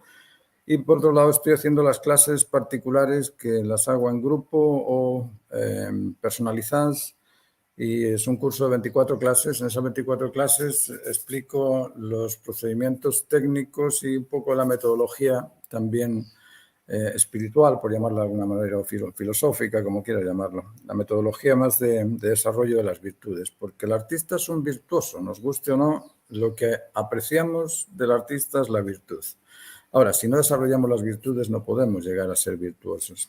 Y eso antes se hacía en paralelo con el oficio. Ahora, como se ha disgregado tanto todo este tipo de postulación educativa, pues son pocos los que se cuidan de orientar también al alumno a nivel mental. Nosotros tenemos el animal humano y el ser humano. El ser humano es el que dirige el animal humano, pero en ocasiones este animal humano es el que nos Se domina. desboca. Claro, Se desboca de repente, perdemos el control. claro. Y en eso Es, estamos. disculpe, esta, si no me equivoco, es la página suya, que justamente Academia Martín Soria, que está en Sí, YouTube. eso está en YouTube. Ahí lo pueden buscar y Sí. suscribirse. Ahí hay un canal y en ese canal yo he puesto ahí un montón de aspectos parciales porque no puedes poner una cosa sincronizada, sino que son pequeños videos de aspectos que sí, que uno los puede ver y darse cuenta de por dónde va la orientación del taller o de la academia. En algún momento, a lo mejor después de esta pandemia, a mí me gustaría volver otra vez a tener la academia en algún sitio, tener el lugar físico, porque creo que podemos aportar mucho en ese sentido de educar en el aspecto más interno. Uno cuando va, no sé, a la Complutense o a Cambridge o Oxford, a estas universidades, tú sientes un ambiente, llegas a Cambridge y te encuentras con una serie de personas que se comportan de cierta manera y ese comportamiento viene dado por todo el instructivo filosófico interno que tienen o por la moral o por la ética o por los fundamentos más humanos. Y esos fundamentos humanos, pues hoy en día se han perdido. A todo esto, yo estoy haciendo también un taller sobre el desarrollo de la naturaleza humana. Yo he comprendido o he descubierto, no sé si decir descubierto sería como demasiado arrogante, pero me he dado cuenta de ciertas leyes que existen en la naturaleza y que se aplican a todas las especies, incluida la especie humana, tales como la conectividad, la dualidad complementaria, es decir, hay un montón de aspectos que están ahí y que son propios nuestros también, pero que por no haberlos descubierto no nos dejan crecer, es decir, nos quedamos estancados en un tipo de adolescencia, porque adolecer es precisamente eso, es el significado de que carezco de la normalidad o carezco de la humanidad o carezco de aquello que soy en sí. Eso es ser adolescente. Carezco del amor, carezco de la verdad, carezco de la bondad y como carezco de ello porque no sé lo que es, sigo siendo adolescente independientemente de que haya cumplido 70 años. Entonces, estas normas de la naturaleza las explico y hay varios alumnos también que están siguiendo este tipo de enseñanza que no tiene nada que ver con el arte. Estos son aspectos filosóficos del ser humano. Yo también creo ¿Dónde una fundación. dicta, dónde dicta esos cursos, Martín? Fundación CEUN se llama, pero ahora los dicto aquí, justo en este taller, por online. Los Ya. alumnos me conectan por el WhatsApp y quedamos a una hora, esas horas son flexibles y son clases de 45 minutos y ahí es un curso también de 24 clases, son justo las 2 docenas de clases para informar sobre lo que son los fundamentos esenciales de la naturaleza humana. Después cada uno tiene que desarrollarlos, pero al menos comprender los fundamentos esenciales porque eso es lo que nos normaliza. Y es muy interesante ese tipo de de orientación también, para aquellos que no quieran hacer pintura, pero que sí quieran desarrollar la prudencia, la firmeza, la templanza. Todas estas cosas que uno las dice tiene su metodología de desarrollo. No son cosas así, palabras en el aire. No, si quieres desarrollar la firmeza, tú tienes que ser siempre cíclico, tienes que habituarte a terminar aquello que empiezas. Si quieres ser templado, tienes que meterte en situaciones complejas, situaciones difíciles, de enfrentarte a personas totalmente distintas a ti para poder templarte. Templarte no es nada más que controlar esa incontinencia emocional. La incontinencia emocional es una especie de diablillo que nos impide llegar a conocer o a comprender muchas veces le digo a los alumnos, mira, tú tienes una diferencia con Pepe, pero Pepe tiene una biblioteca andante completamente distinta a la tuya. Pepe sabe un montón de cosas que tú no sabes y lo está rechazando simplemente porque sois distintos en que a él le gusta el café con leche y a ti te gusta el café solo, por ponerte un ejemplo. A veces por una discordia rechazamos completamente a la persona y nos olvidamos que esa persona nos puede salvar la vida en caso de urgencia. Entonces, todo ese tipo de cosas tienen su metodología de desarrollo y en eso estamos. En eso estoy todos los días dando clases. Si alguien se interesa, por ejemplo, en sus cursos, ¿dónde lo puede ubicar? ¿A través de Instagram? ¿A través de su página en YouTube del canal? YouTube, a ¿O través del sí? canal de Sí, YouTube, sí. perfecto. O Por si que me manden un WhatsApp. Ahí podemos decir, no sé si se puede decir el teléfono, si se puede decir, te lo no, digo. después no, porque estoy en directo, puede verlo cualquiera, así que eso mejor que se comuniquen con usted, después Vale, ese teléfono podría pasar a malas manos, así que mejor que perfecto. no se exponga. Vale, No, pero lo que sí yo voy a poner después debajo del video, en la parte de los comentarios, el canal, sí. y si quiere le puedo poner también el Instagram, entonces sí para que la gente si se quiere comunicar y tomar los cursos, porque es bastante interesante, estuve viendo los contenidos del curso de pintura, de dibujo y pintura, y Sí. es bastante completo. Mira, es muy fácil conectarse conmigo porque basta que pongan Martín Soria pintor, porque hay otro Martín Soria que es político y claro, Sí, a mí me salió de repente. Mira, acá claro, Stone dice, no, no diga el teléfono. Nunca, eso pero es, eso, lo van a, eso. lo van Excepto a que sea un encontrar teléfono fácilmente. fijo, que sea de la academia, eso es diferente, pero el personal, nunca, Sí, sí. nunca. No, Oiga, yo creo que si hay gente que esté interesada en ello, que vean los vídeos antes de preguntar, porque en esos vídeos también hay cierta tendencia, hay gente que le gusta y gente que no le gusta. Yo no estoy claro, aquí, no sé, va a haber gente que le acomode ese tipo de procedimientos técnicos y va a haber gente que va a querer seguir haciendo lo que hace y no hay ningún problema con eso. Cada uno tiene su propio desarrollo. pero justo acá está preguntando Mestizo, que parece que llegó tarde, dice, ¿cómo se llama el canal de YouTube? Aquí abajito lo puse, si lo Martín estás Soria. viendo, Eso es. Academia Martín Soria. Lo buscas en YouTube, vas a encontrar información muy, muy valiosa e interesante. Lo otro que le quería preguntar, don Martín, Sí. ¿usted ve acá en Chile, porque yo sé que ha tenido algunos alumnos que son destacados, como el caso de Luis Poblete, conocido como Zángano, y también Gustavo Vega, ¿ve que hay talento y habilidades en este país? Eso es lo que más me hace sufrir. Porque Sufro. sufre. Sufro porque hay mucho talento, hay mucha gente con muchísimas cualidades, con virtudes, con habilidades, con una serie Yo cuando formé la academia estaba asombrado de que en un año llegasen 75 personas a estudiar arte y 75 personas que dibujaban muy bien.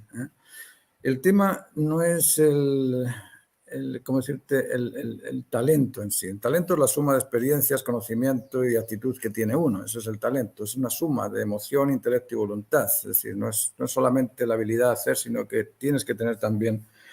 Y lo que más trabajo me costaba es el ampliar la mente, el hacer que la persona se preocupe por el bien común, que se preocupe por conocer el sentido común y que sepan que existe un ideal común, es decir, ampliar la mente. Cuando se habla de hacer una temática trascendente, una temática universal, una temática emblemática. Son palabras que quedan en el aire, pero que no se ajustan con la dimensión que se ajustan en otros lugares. Entonces, este tipo de cosas a mí me molestaba. No sé si conoces a Claudio Bravo. Claudio Bravo fue un pintor que pintaba muchas cosas y yo decía, ¿cómo no se amplía este señor con esa habilidad que tiene? Y cuando fue a Europa y hizo la exposición y preguntó qué piensan de mis cuadros, bueno, hijo mío, eres un virtuoso al servicio de la nada.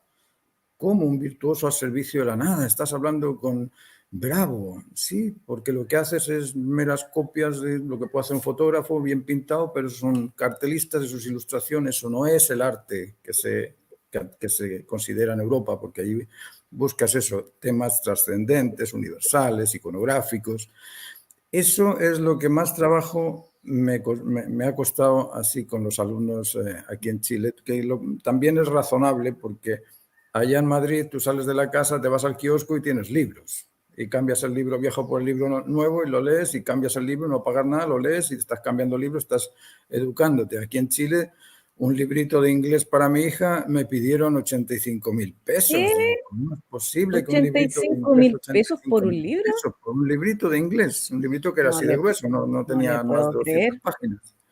Es decir, Chu. ese tipo, y si buscas libros de arte, los libros, bueno, en aquella época, yo no ahora, no sé ahora si están más baratos o no, pero a lo mejor ahora con Internet han tenido que bajar el precio de los libros porque puedes conseguir los libros. Claro, ahora puedo encontrar los Claro, PDF. A mí no me gusta mucho si leer le digo sinceramente, leer así en internet o bajarlo en sí, PDF y verlo en pantalla, a mí me cansa la vista, yo prefiero tener un libro físico, yo soy como a la antigua, me gusta tener el libro en la mano y de sí, repente puede que hayan ofertas y ahora con todo esto de las ventas a través de internet también hay algunos, yo de repente he conseguido cosas, no tengo auspicio con ellos, pero Busca Libre me ha servido bastante y he encontrado ofertas, claro. pero, en sí los libros de arte son caros. Son muy caros, sí. Entonces es muy difícil el poder transmitir aspectos que en otros lugares son casi gratuitos y aquí tienen que esforzarse mucho por tener un cuadro, un libro de Velázquez, por ejemplo, de Mm. Sorolla o de cualquier otro pintor. Pero lo que sí he visto es que hay mucha creatividad. El chileno es muy pillo. En general es muy pillo. Nos guste o no, son, bueno, los españoles, los hispanos, Es ingenioso también, como los, hablando, por ejemplo, haciendo un paréntesis, la cultura de los memes, eso así, rápido, son rapiditos para inventar cosas. claro.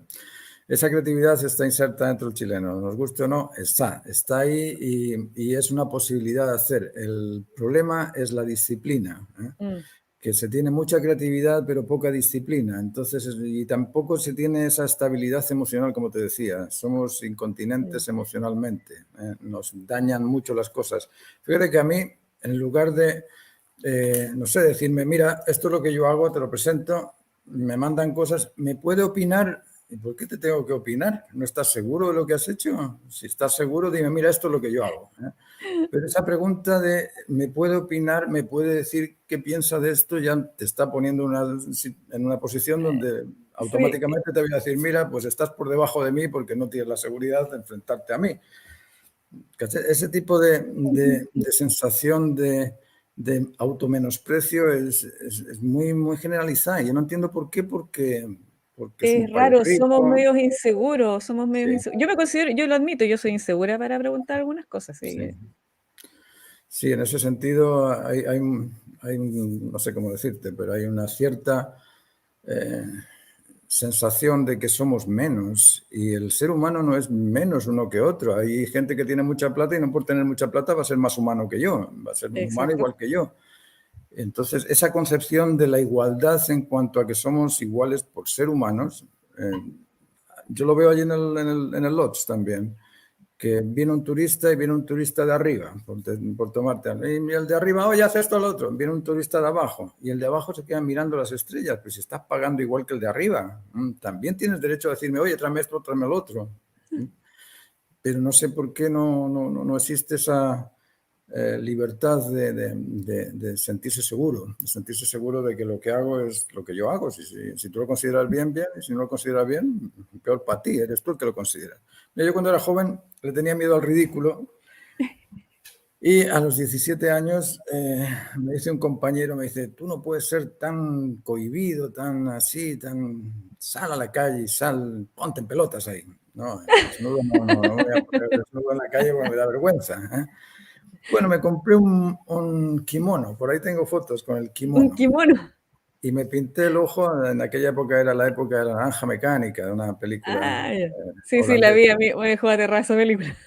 Claro, y yo me pintaba una flecha así indicando el cerebro. Iba por la calle y claro, la gente me señalaba, ah, mira, jaja, y además tenía pelo largo, así que era una cosa rarísima andar por la calle con un kimono y con la cara pintada en aquel, te estoy hablando de 1974, 75, todavía no había Wow, muerto Franco, todavía no había muerto Franco, es decir, aquello era una era cosa extraño ver rara, eso. era extraño. Claro, y este muchacho me decía, ¿sabes quién padece el ridículo? El ridículo lo padece aquel que te está viendo y que le produce vergüenza, porque tú no tienes vergüenza, tú vas sin vergüenza con tu traje y ya está, pero el que se ríe de ti, él es el que tiene el problema. Esa cosa que me pasó a los 17 años, sabes que me sirvió muchísimo porque en Inglaterra tuve que andar vendiendo cosas hasta en paz por la noche, no sé, bueno, otro día contamos la historia del paso a paso, pero tuve que hacer Vamos a muchas tener que cosas. contar la historia de cada uno de los países por donde estuvo. Claro, tuve que enfrentarme muchas veces a situaciones que eran, si uno las piensa, eran situaciones que a cualquiera le dan vergüenza. Mm. Pero gracias a ese acto de ese muchacho que me dijo, los que se avergüenzan son aquellos que te señalan con el dedo. Esos son los que padecen la vergüenza. Tú, que se rían de ti, tú vas con lo que quieres. Eso me sirvió para afrontar muchas situaciones después en la vida donde dices, bueno, si no lo hubiese hecho de joven, ahora me costaría. Mm. Pero es así. Pero igual es interesante porque yo ahí lo entiendo, porque el sentimiento de hacer el ridículo de repente, claro, a uno lo cohíbe, no le permite de repente hacer ciertas cosas y de por sí como que es parte como un poco de nuestra idiosincrasia, es como algo raro que tenemos los chilenos, y yo lo hablo por mí específicamente, de repente cuesta a veces hacer ciertas cosas por temor, pero de repente uno igual dice, ya, me lanzo, porque si Claro. no, no hacemos nada. Así es. A veces es un tema de esto, de caracterizaciones sociales. Uno piensa que los norteamericanos, como tienen mejor estructura económica, son más que los chilenos, porque los chilenos no tenemos la estructura económica que tienen los norteamericanos. Y cuando vamos a Norteamérica, uno agacha cabeza y se siente medio... Pero, como te digo, si uno piensa, el norteamericano es un ser humano y yo soy otro ser humano, pues se te va. Yo eso lo he vivido también. En Estados Unidos estuve en universidades donde decías al alumno, a ver, alguno tiene una opinión, y el alumno venía al podio, agarraba el micrófono y les voy a explicar toda mi vida, y te explicaban toda su vida. Aquí en la universidad preguntaba a las personas que tenía ahí como alumnos, oye, ¿alguno tiene algo que decir? ¿Tiene algo que decir alguno? ¿Alguien quiere decir algo? Y te lleva media hora y no se levantaba ninguno. Es decir, Uh. ese tipo no sé. Bueno, y viene dado también por la cultura, porque aquí haces algo mal y ¿qué te hacen? Te pelan, te pelan. Uh, Es decir, van detrás, oye, mira, mira, mira, oye, mira, mira, oye, mira, mira. Lógicamente, es verdad, sí. pues claro, si estás en esa no quieres salir en público porque te van a pelar. Mm, Eso yo en otros sitios pues no lo he visto, y por eso que la gente es más libre de ofrecer aquello que tienen sin el miedo al ridículo, sin el miedo al bullying, porque el ridículo no es nada más que una manifestación del bullying. Hay mm. personas que dicen que no, yo no hago bullying por ahí, y después resulta que cuando alguien viene a la casa, oye, ¿viste qué pantalones trajo? Oye, ¿viste que pues eso es bullying también? Todo Claro, eso es eso bullying también. el famoso pelambre El que tenemos acá pelambre. en Chile, el pelambre, el hablar mal del otro, pero no es capaz de decírselo en la cara. Porque, por ejemplo, el bullying, a mí personalmente no me gusta mucho lo del bullying porque, bueno, yo sufrí bullying cuando estaba en el colegio. En esa época ni siquiera existía el concepto. Pero también está bien que de repente uno tenga que fortalecerse a través de cosas que son adversas. Pero el problema es cuando es algo sistemático, que eso ya es como maldad. Y Claro, lamentablemente eso como que lo han... Ahora el bullying que existe ahora en los colegios es mucho peor, y el bullying que existe en la internet es mucho peor. Y eso de alguna manera también va contra el crear y crear una generación que sea respetuosa. Una cosa es ser respetuosa, otra es reírte con alguien, pero muy diferente reírse de alguien. Entonces, claro. están un poquitito trastocados los conceptos. Porque una cosa, claro, yo me puedo burlar de, no sé, pues yo de repente soy muy torpe, a mí se me caen las cosas, de repente, no sé, pues me salta la gata encima cuando estoy en un directo, cuestiones así. Entonces, he aprendido a vivir con el ridículo, porque como ya me ridiculizaron tanto, al final, ya, me caigo, no importa, me caí, el otro día me caí en la calle, no importa, me quedé ahí, que me levanten, tengo torpeza, ¿qué le vamos a hacer? pero ya no me molesta en ese sentido. De repente sí es molesto cuando te inciden con algo constantemente y te empiezan a machacar que tú tienes este defecto, y no te dejan salir de ahí. Eso es diferente, cuando es con maldad. Claro. Fíjate que aquí hay un término que se desconoce, o yo veo que mucha gente lo desconoce, y es la diferencia entre discriminar y distinguir o diferenciar.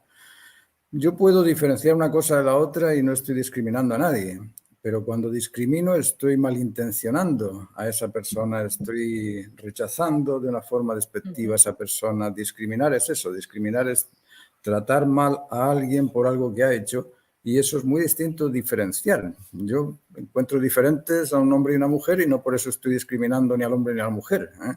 Claro. Es decir, la discriminación y la diferenciación se confunden. A Es que nivel en rigor, social, discriminar la palabra discriminar es escoger. Hay otra palabra que estaría como más relacionado con eso de como no, como despreciar a alguien, se me olvidó en este momento, justo en la mañana la estaba pensando.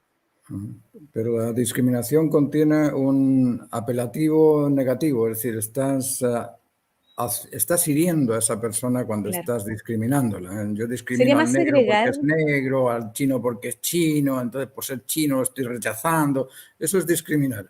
Ahora, sería mejor, diferenciar es el disculpe, negro don y el blanco Martín, son distintos. claro, disculpe, la ¿Perdón? palabra segregar sería quizás más correcta, segregar a alguien, más Es que lo mismo. discriminar, Es lo mismo, ¿o no? segregar y discriminar es lo mismo, nada más que la Ah, perfecto. discriminación tiene un poder apelativo bastante negativo. Cuando Ya. discriminas porque es algo que yo no quiero, así. Ah, perfecto. Mientras que segregar es simplemente voy a rechazarlo, lo dejo de un lado, nada más. Ujú. Pero tradicional, a mí es común que en la gente, y yo lo escucho muchas veces, que me dicen, no, es que yo discrimino entre la casa y la gallina. No, no estás discriminando, estás diferenciando entre la casa y la gallina. La casa es una cosa, la gallina es otra cosa. No, pero eso le dije que estaba discriminando. No, no, si no es discriminar, si es diferenciar. Es decir, en el, en lo no sé si llamarle normal, pero en lo común de las personas muchas veces no saben cuál es la diferencia entre el significado de discriminar con el de diferenciar.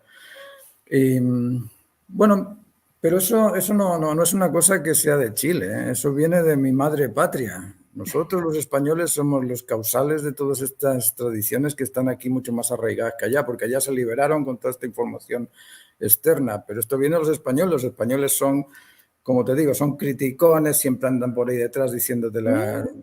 Pero lógico, no creas que... Ahora, a ver, estoy hablando de los españoles tradicionalmente hablando, quizá Ya, ahora cuente, cuente, cuente, cuente, quiero saber, quiero saber. como están más mezclados, ahora son un poco más abiertos al mundo.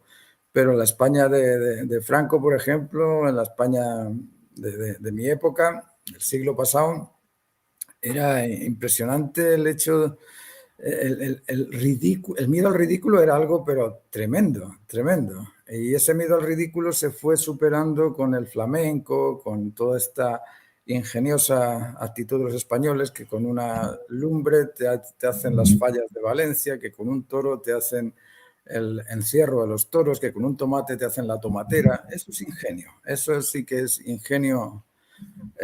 Que yo que he vivido en otros sitios me doy cuenta de que el español tiene ese poder quijotesco de emprender cosas que son raras. Las fallas de Valencia, no sé si las conoces.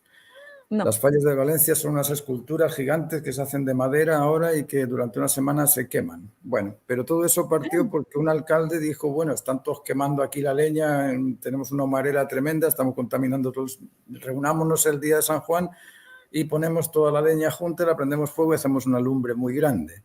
Claro, la Mm. lumbre muy grande era un atractivo para los vecinos, porque iban todos a ver el fuego grande. Y cuando llegaban, tienes un vinito, pásate la bota de vino, pásate el bocadillo, pásate. Y el alcalde dijo, oye, aquí esto se puede transformar en un negocio.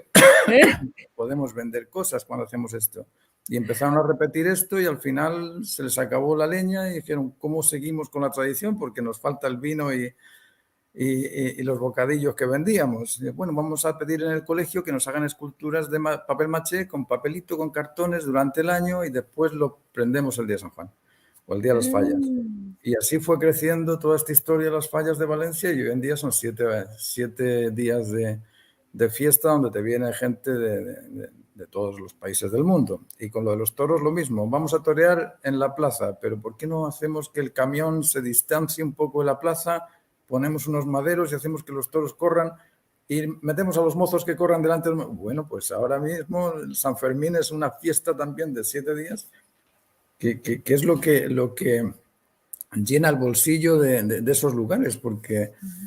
A mí, no es que Vascongada sea pobre, pero ni Valencia tampoco, pero llega un montón de plata externa por ese tipo de ideas o de inventos que son ingeniosos.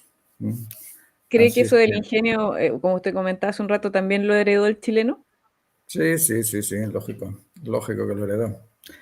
Y las buenas y las malas costumbres, todo se hereda. No, yo me siento muy identificado también con cosas que ve uno aquí y que son propias de allá. La empanada, por ejemplo. Aquí se dice que la empanada es chilena. ¿De dónde la empanada es chilena? La empanada es gallega. ¡Española! Lleva 2000 años existiendo la empanada chilena, la empanada gallega, la empanada asturiana, la empanada... ¿Y esas cuál encuentra cosas. mejor, la empanada chilena o la empanada española? ¿O las dos son ricas? La que hago yo Ah, me encanta. Esa me encanta. ¿qué tal es para la cocina usted?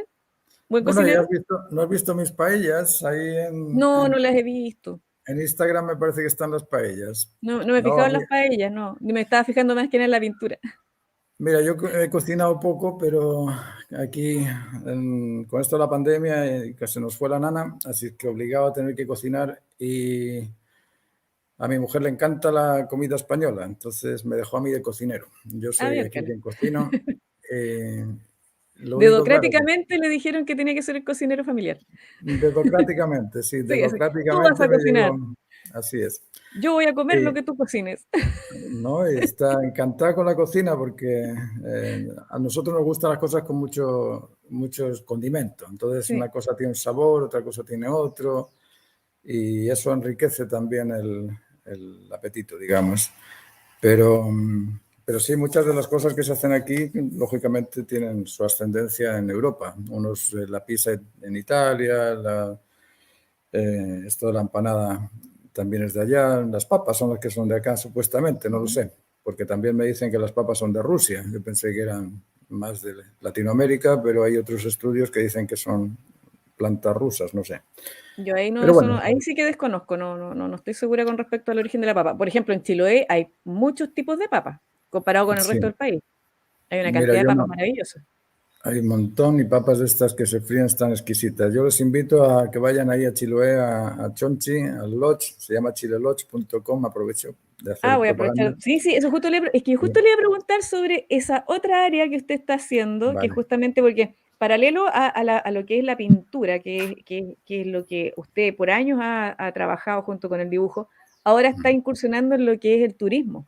Entonces me gustaría que hablara un Sí. poco con respecto a esta idea de cuándo partió y en dónde está ubicado el lodge. Dígame el nombre y se aprovecho de ponerlo acá en el banner Chile, para que lo busquen.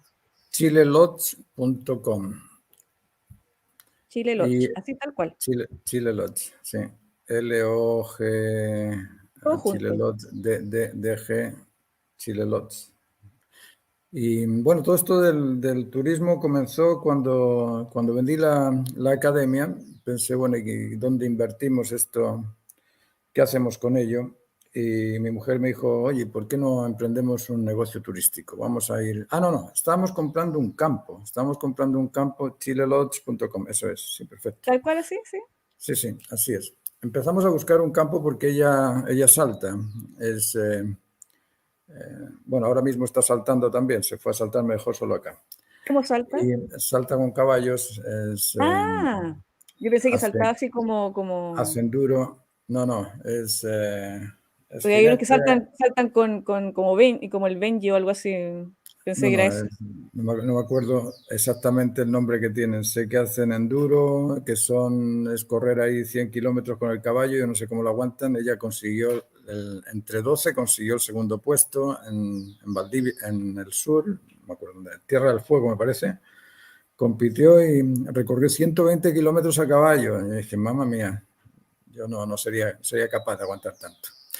Y bueno, estamos buscando un campo para poder seguir con los caballos y yo tener un sitio para pintar también. Y buscamos por el sur, ahí en la 10ª región, y vimos este lodge y nos pareció estupendo porque está en el lago Bullinco, tenemos playa, tenemos un botecito, salimos a pescar y empezamos como un lugar para nosotros, nada más para descansar. Y poco a poco empezó a llegar gente y dijo, bueno, pues transformemos esto en una empresa y vamos a ofrecerlo como lodge. Entonces son 5 cabañas y ahí hay espacio en una hay espacio para 10 personas, 10, 11 personas, luego hay otra para una pareja, para un matrimonio, después hay otra para 4, para 3, para 5, es decir, son distintos espacios y es una especie de apart-hotel, de ahí tienes todos los materiales, todo para cocinar, para ducharte, bueno, tienes de todo, lo único que tienes que llevar es la bolsita con la comida para poder hacerte la comida en tu cabaña, pero el resto está ya, todo.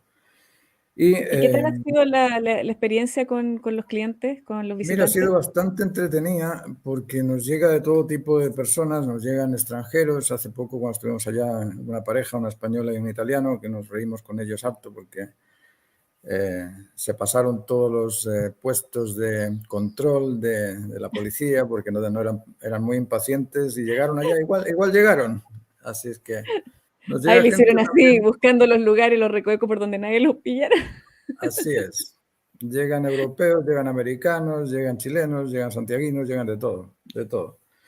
Y últimamente con esto de la pandemia es curioso porque como la gente no puede o tiene miedo a salir a otros países, pues el Ujú, sur se ha convertido en una especie de lugar para turismo extraordinario. Y nosotros qué tenemos bueno. un sitio cerca con unas cascadas preciosas, hay unos helechos de más de 5 metros de altos, hay una vegetación que es exuberante, es precioso, muy bonito, muy bonito. Eso lo pueden Uh, ver ahí en el... justo abrí la página y está hermoso el paisaje que acabo de ver acá. Así es, ese Hermoso. es el lugar y yo les invito a que participen, que vayan, van a tener un español haciéndoles paella y tortilla Oh, española qué maravilla. y podemos salir a pescar, que Y también me con gusta. pescadito recién Sí, sí, sacado del lago, ¿no? Así o del salen, mar. salen truchas, Del lago, dije, del salen... mar, perdón. Mira, es un mar y lago porque en Cucao conecta ¿Hay con el lago mar. también? Ah, Es un lago, en la parte nuestra es lago, pero en la parte extrema limita con Cucao y ahí en Cucao entra, cuando la marea sube, entra el mar al lago. Así que tenemos un lago que es de agua salada y agua dulce. Bien wow. curioso. Sí. Es raro eso, Es muy pero raro, muy qué raro. Sí. interesante. Igual, es como un lugar bien particular. Sí, porque tienes róbolos que son peces de mar y tienes truchas que son peces de agua dulce. Y pejerrey también y cosas así. U- Pero, Una consulta, sí. usted, bueno, comentó que llegó acá a Chile porque se casó, su mujer lo trajo para acá y de alguna manera se adoptó Chile, pero ¿por qué se siguió quedando acá en Chile? ¿Le gustó? Usted no se iría de acá porque pasó por tantos lugares. ¿Qué le A gustó de ver, acá de Chile que lo mantuvo acá? no, yo no me quedé en Chile porque me gustara. Ahí tengo que ser franco y confesarlo bien. Yo cuando llegué a Chile, lo que hoy es Huechuraba eran casas de cartón con burros, caballos, ovejas y cosas que había entre el aeropuerto Benito Merino, no me acuerdo el nombre, pero bueno, el aeropuerto anterior, que tenías que bajarte el avión caminando, no había ni buses ni nada, no había estas rampas, no había nada, era caminando por la calle. Y yo me acuerdo que llegué y me fueron a buscar en un Peugeot 504. Yo el Peugeot 504 ya lo tenía destituido de la historia, pensé que esos autos ni existían. Me fueron a buscar en este auto y por una carretera de una sola dirección, porque antes en Huechuraba no existía la autopista que hay ahora, eso lo Mm. hicieron después los españoles. Pero iba subiendo la cuesta de la pirámide y hasta ahí yo estaba convencido, no voy a durar más de 2 semanas, yo me largo de acá, esto es un infierno. Había parado en Uruguay, en Paraguay, también Asunción, y Asunción el avión no pudo bajar porque tenían que retirar las vacas de la pista. Dije, ¿dónde me he metido?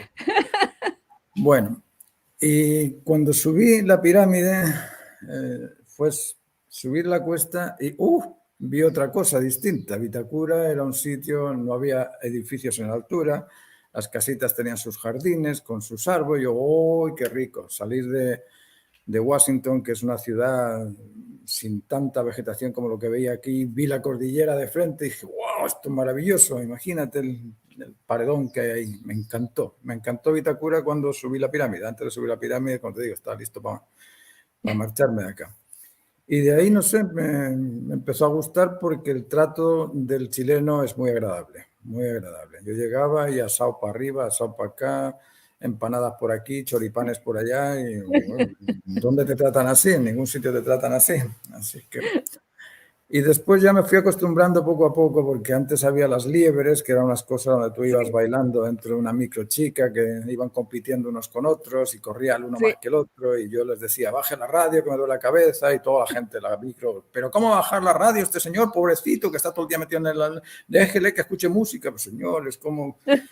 Era una cosa muy extraña. Y no, en realidad yo te diría que los primeros meses yo estaba decidido a marcharme.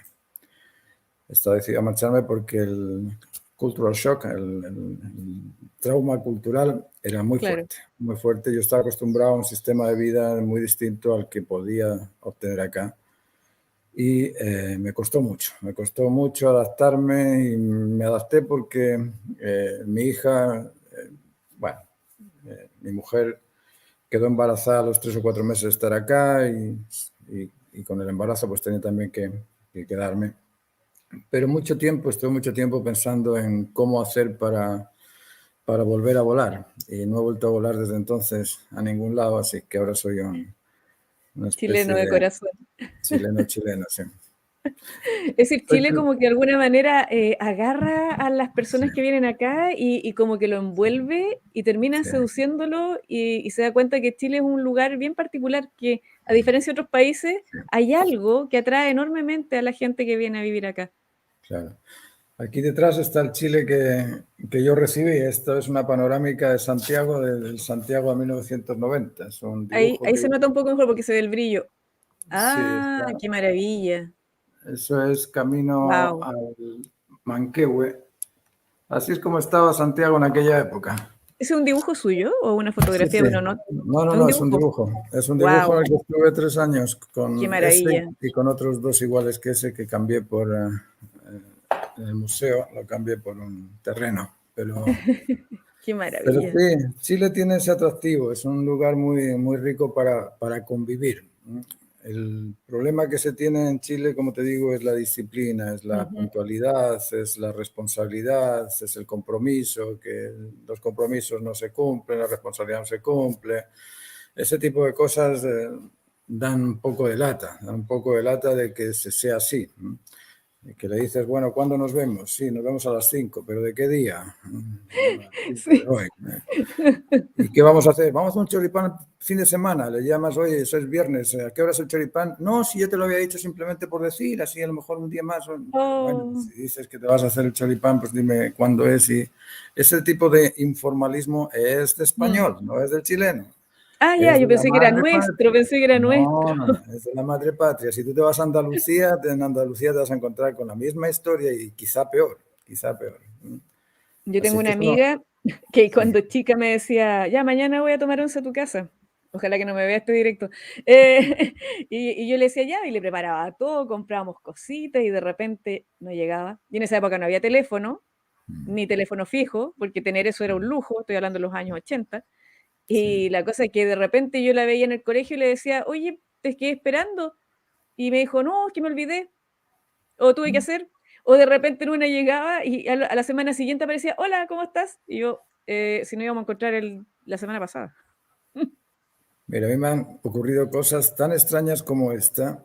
Yo cobro caro por las clases y es caro porque lo que doy es algo que no lo vas a encontrar acá y si lo Exacto. quieres encontrar tienes que ir a Europa y ese vuelo a Europa es lo que yo le añado a mis clases. Es decir, en El lugar de ir a Europa me conocimiento tienes tiene acá. un valor, y tiene un valor.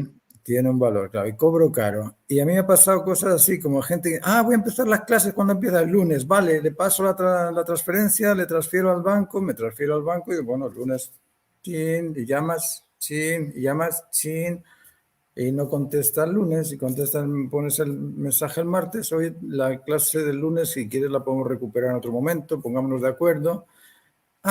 Sí, el miércoles. Bueno, vale, el miércoles a tal hora hacemos la clase, llamas el miércoles, rin, no te contestan, llamas a la semana siguiente, hoy, Y hasta ahora estoy con la plata de las de las personas, porque clases. no es una solo, son varias que me han pagado ya. Y digo, pero bueno, ¿y por qué no atiendes?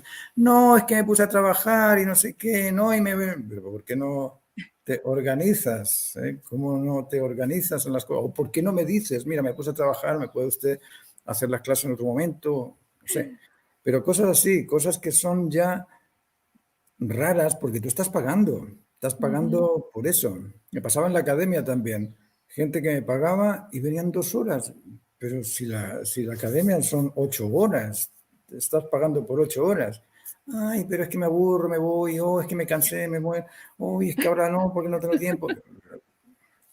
Mira, ya en Madrid,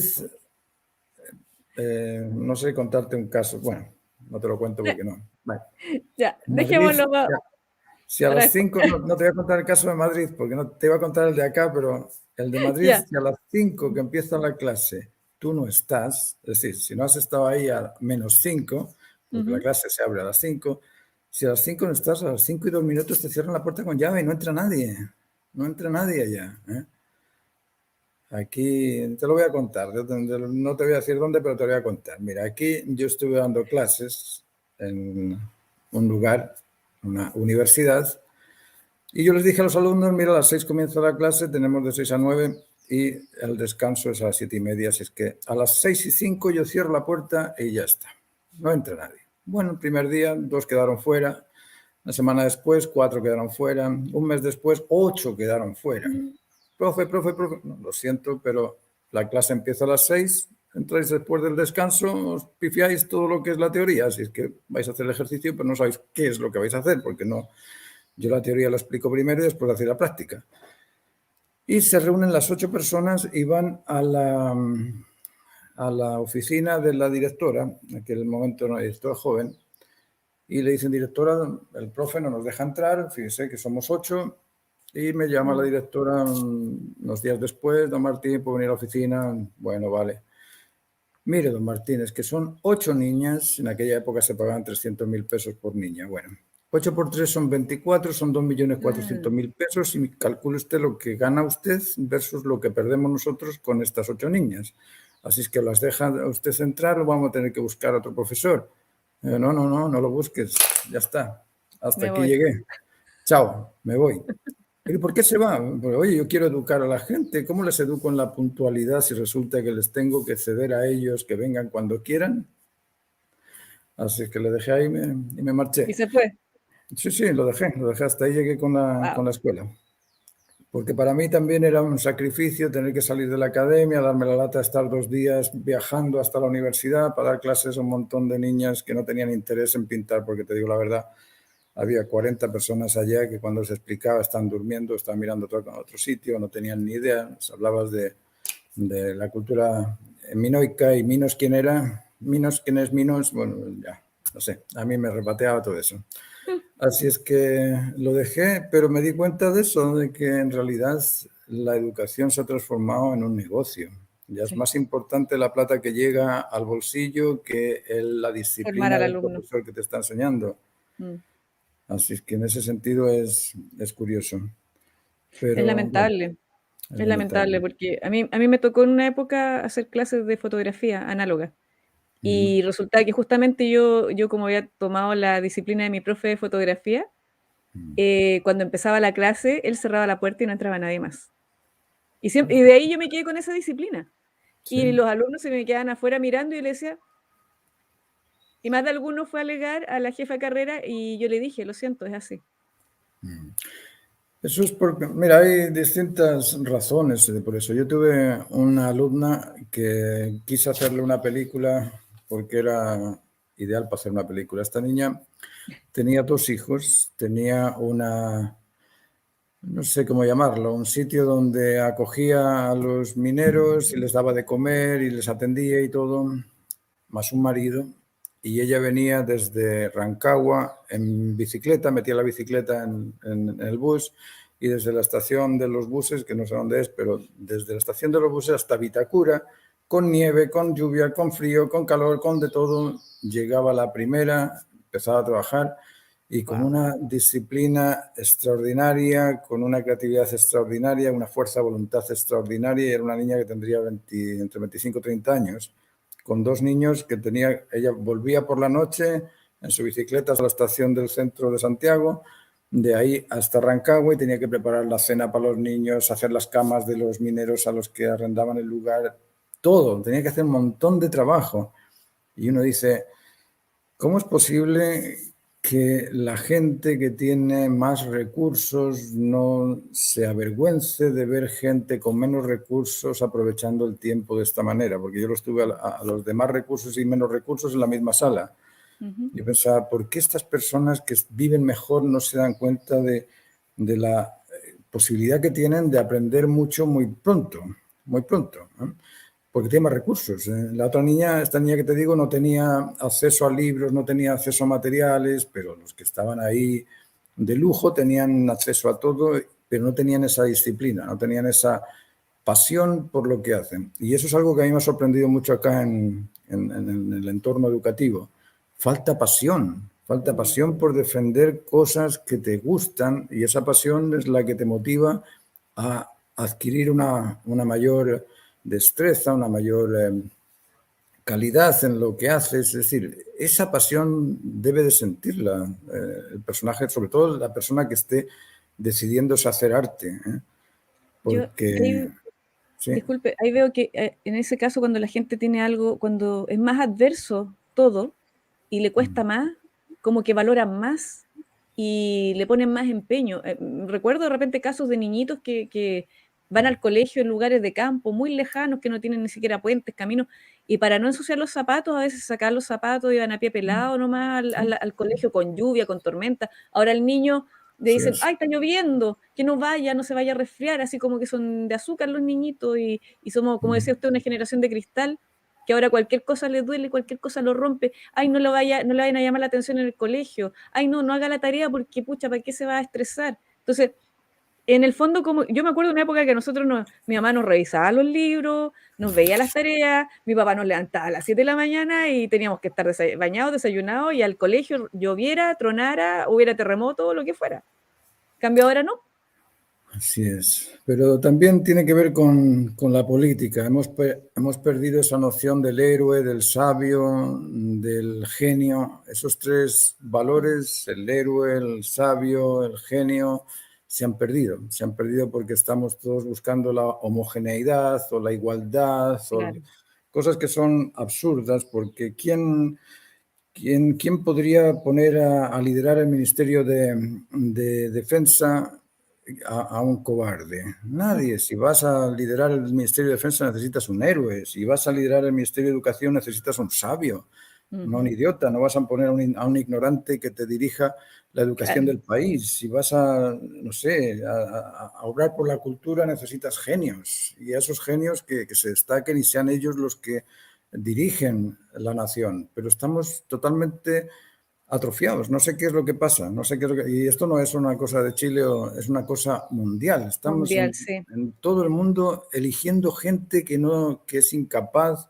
Aquí yo veo, tenemos diputados que han terminado su docencia en un pedagógico, no sé si le llaman aquí piedragógico o qué, pero han terminado su carrerita, salen con un papelito y no han vuelto a ejercer nunca más y están de diputados. Pero Sí. ¿cómo es posible si esta persona no tiene conocimiento suficiente para poder, no sé, entrar dentro de una comisión donde vayas a tener que decidir qué tipo de leyes vas a poner en el país? Es decir, ese tipo de cosas pasan aquí, pasan en Europa, pasan en Estados Unidos, pasan en todo el mundo. Y yo no sé si es que nos hemos atrofiado demasiado y estamos, no sé, orgullosos de formar parte de un mental hospital, que le llamo yo, un hospital Mental psiquiátrico, porque hospital. es así, Sí. es así. Lo que Ponemos pasa es que a sociópatas que se encarguen mm, de la sociedad.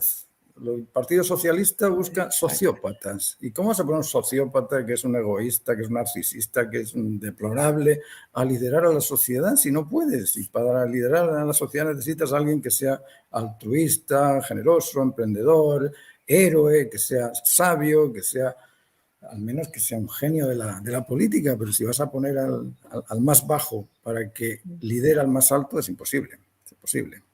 Yo creo que el otro día lo conversaba con un invitado que inclusive lo comparamos con una película que se llama Idiocracy, que en el fondo muestran un futuro donde los idiotas son los que dirigen el mundo y el tipo que era tonto en la época del pasado se convierte en el más inteligente, porque digamos, el nivel de idiotez que existe es demasiado alto.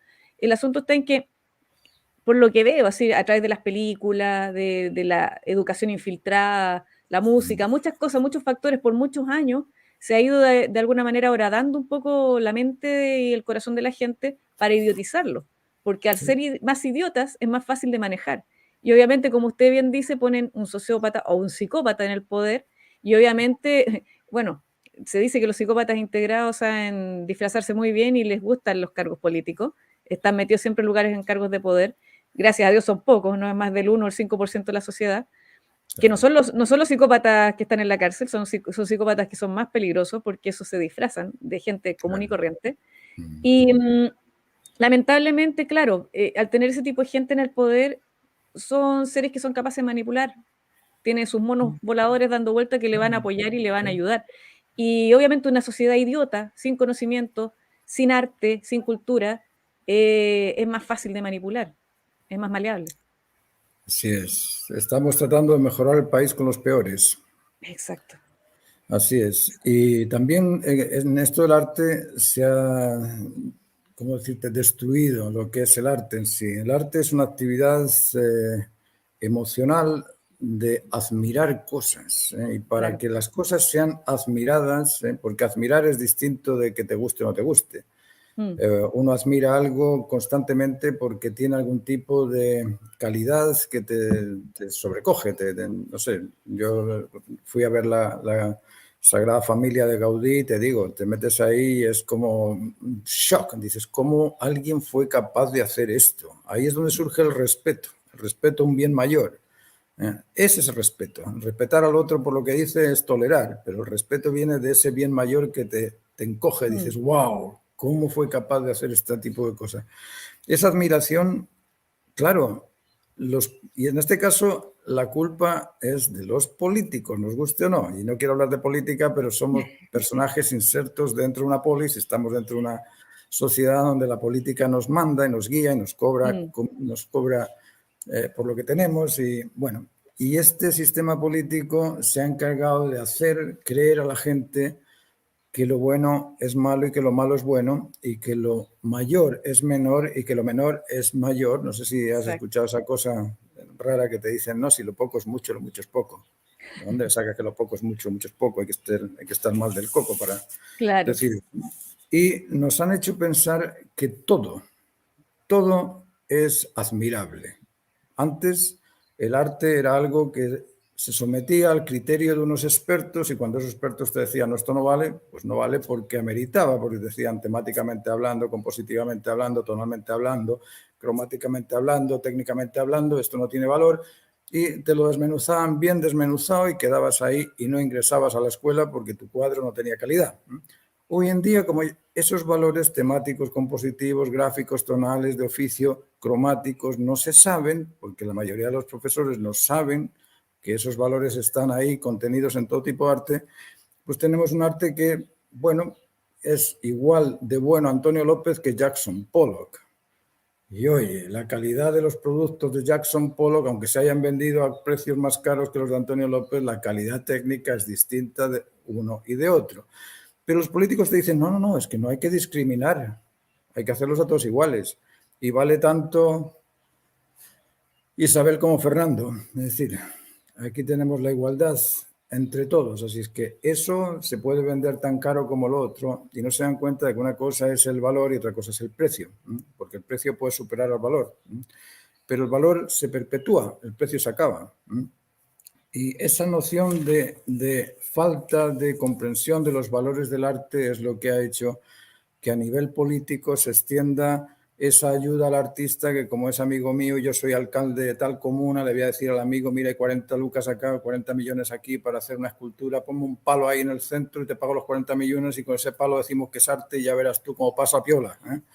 Eso se hace porque los artistas nos callamos y cuando vemos ese palo nos damos la vuelta y nos marchamos a la casa en lugar de poner un cartel y decir, no, esto es un palo, esto no es una obra de arte, esto no es una escultura, esto no sirve, esto no vale, no tiene valor artístico y tendrían que sacarlo y hacer una demostración en contra del palo para que saquen el palo ese de ahí.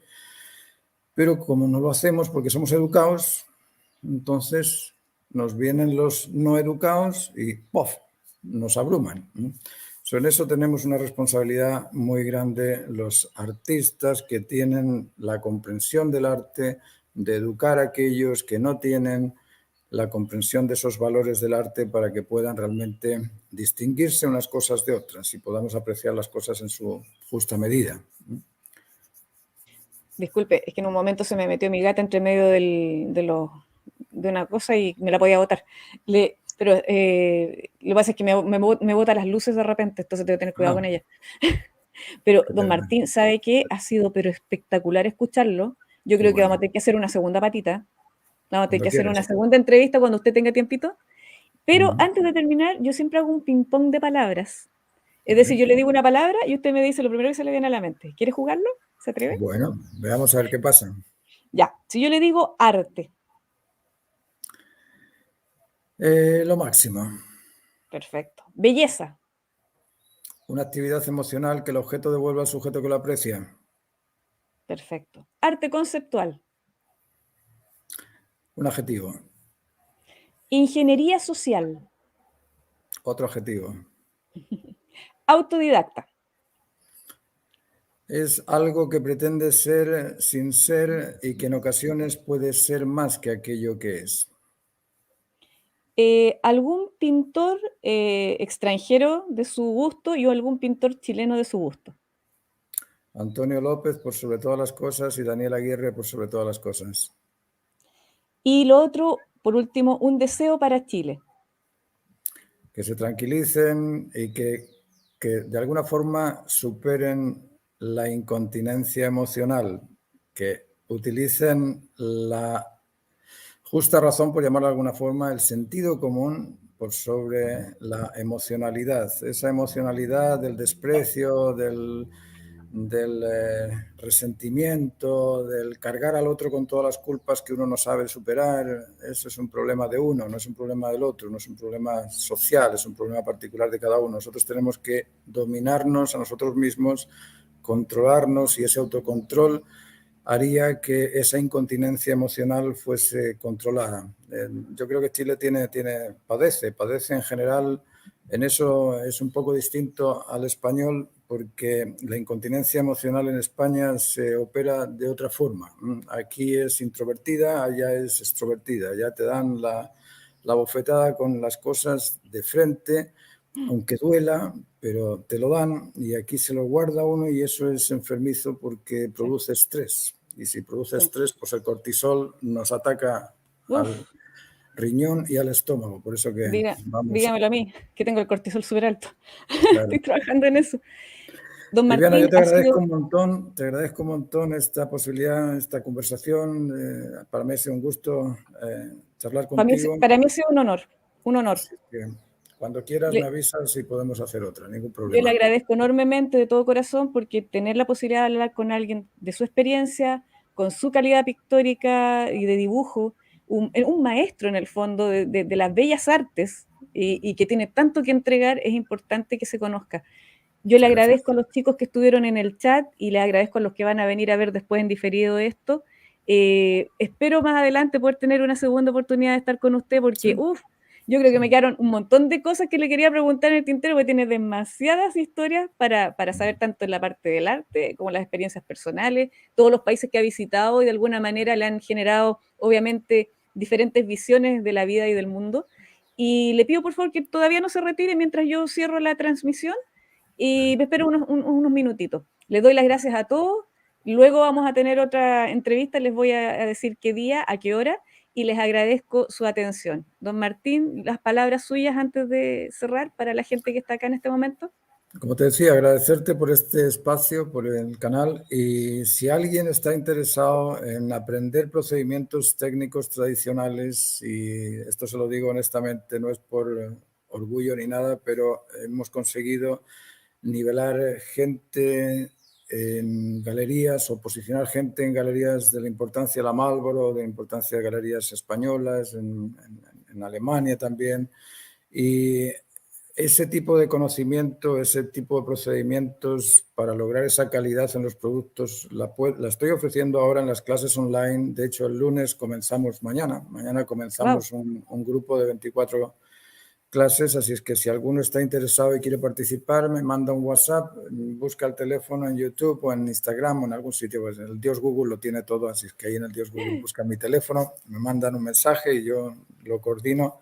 Nos ponemos de acuerdo y empezamos cuando quieran. Y por otro lado también, esas son clases sobre arte. Lo que os decía antes, estoy haciendo una orientación particular en la introducción a lo que llamamos naturaleza humana y ese tipo de desarrollo personal de las habilidades, de las virtudes, de las capacidades, también es otro curso en paralelo, así es que si alguno está interesado en ese aspecto y quiere desarrollarse un poco más en esas virtudes, pues que me llame también.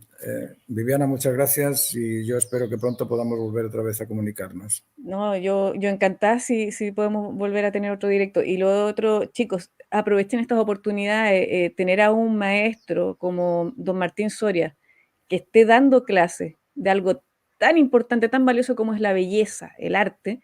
Yo se los sugeriría inmediatamente, entren a su página, entren a su Instagram y si pueden tomar los cursos, tómenlos, tómenlos porque le va a entregar información que no van a encontrar acá en este país y con la tradición de la pintura y del arte antiguo, que en el fondo la técnica, la disciplina, todo lo que él ha comentado durante este rato es algo que es impagable y es una cosa que es importante. Los que tienen habilidades, los que tienen obviamente el talento, aprendan con él la disciplina, aprendan con él la técnica, es valiosísimo, es valiosísimo. Así que, por favor, si alguno está interesado, ya saben, se comunican con don Martín. Y además, bueno, y paralelamente, los que quieran visitar el lodge de don Martín también lo pueden buscar en internet, Eso para que también. aprovechen de conocer un lugar tan hermoso como es allá en Chiloé, ¿cierto? En septiembre para el asado de cordero. En Ah, septiembre pueden ir wow, para allá. me dio Claro. hambre. Ya, don Martín, manténgase ahí, yo voy a cerrar. Muchas gracias a todos, nos estamos viendo. Gracias. Chao, chao. Muchas gracias.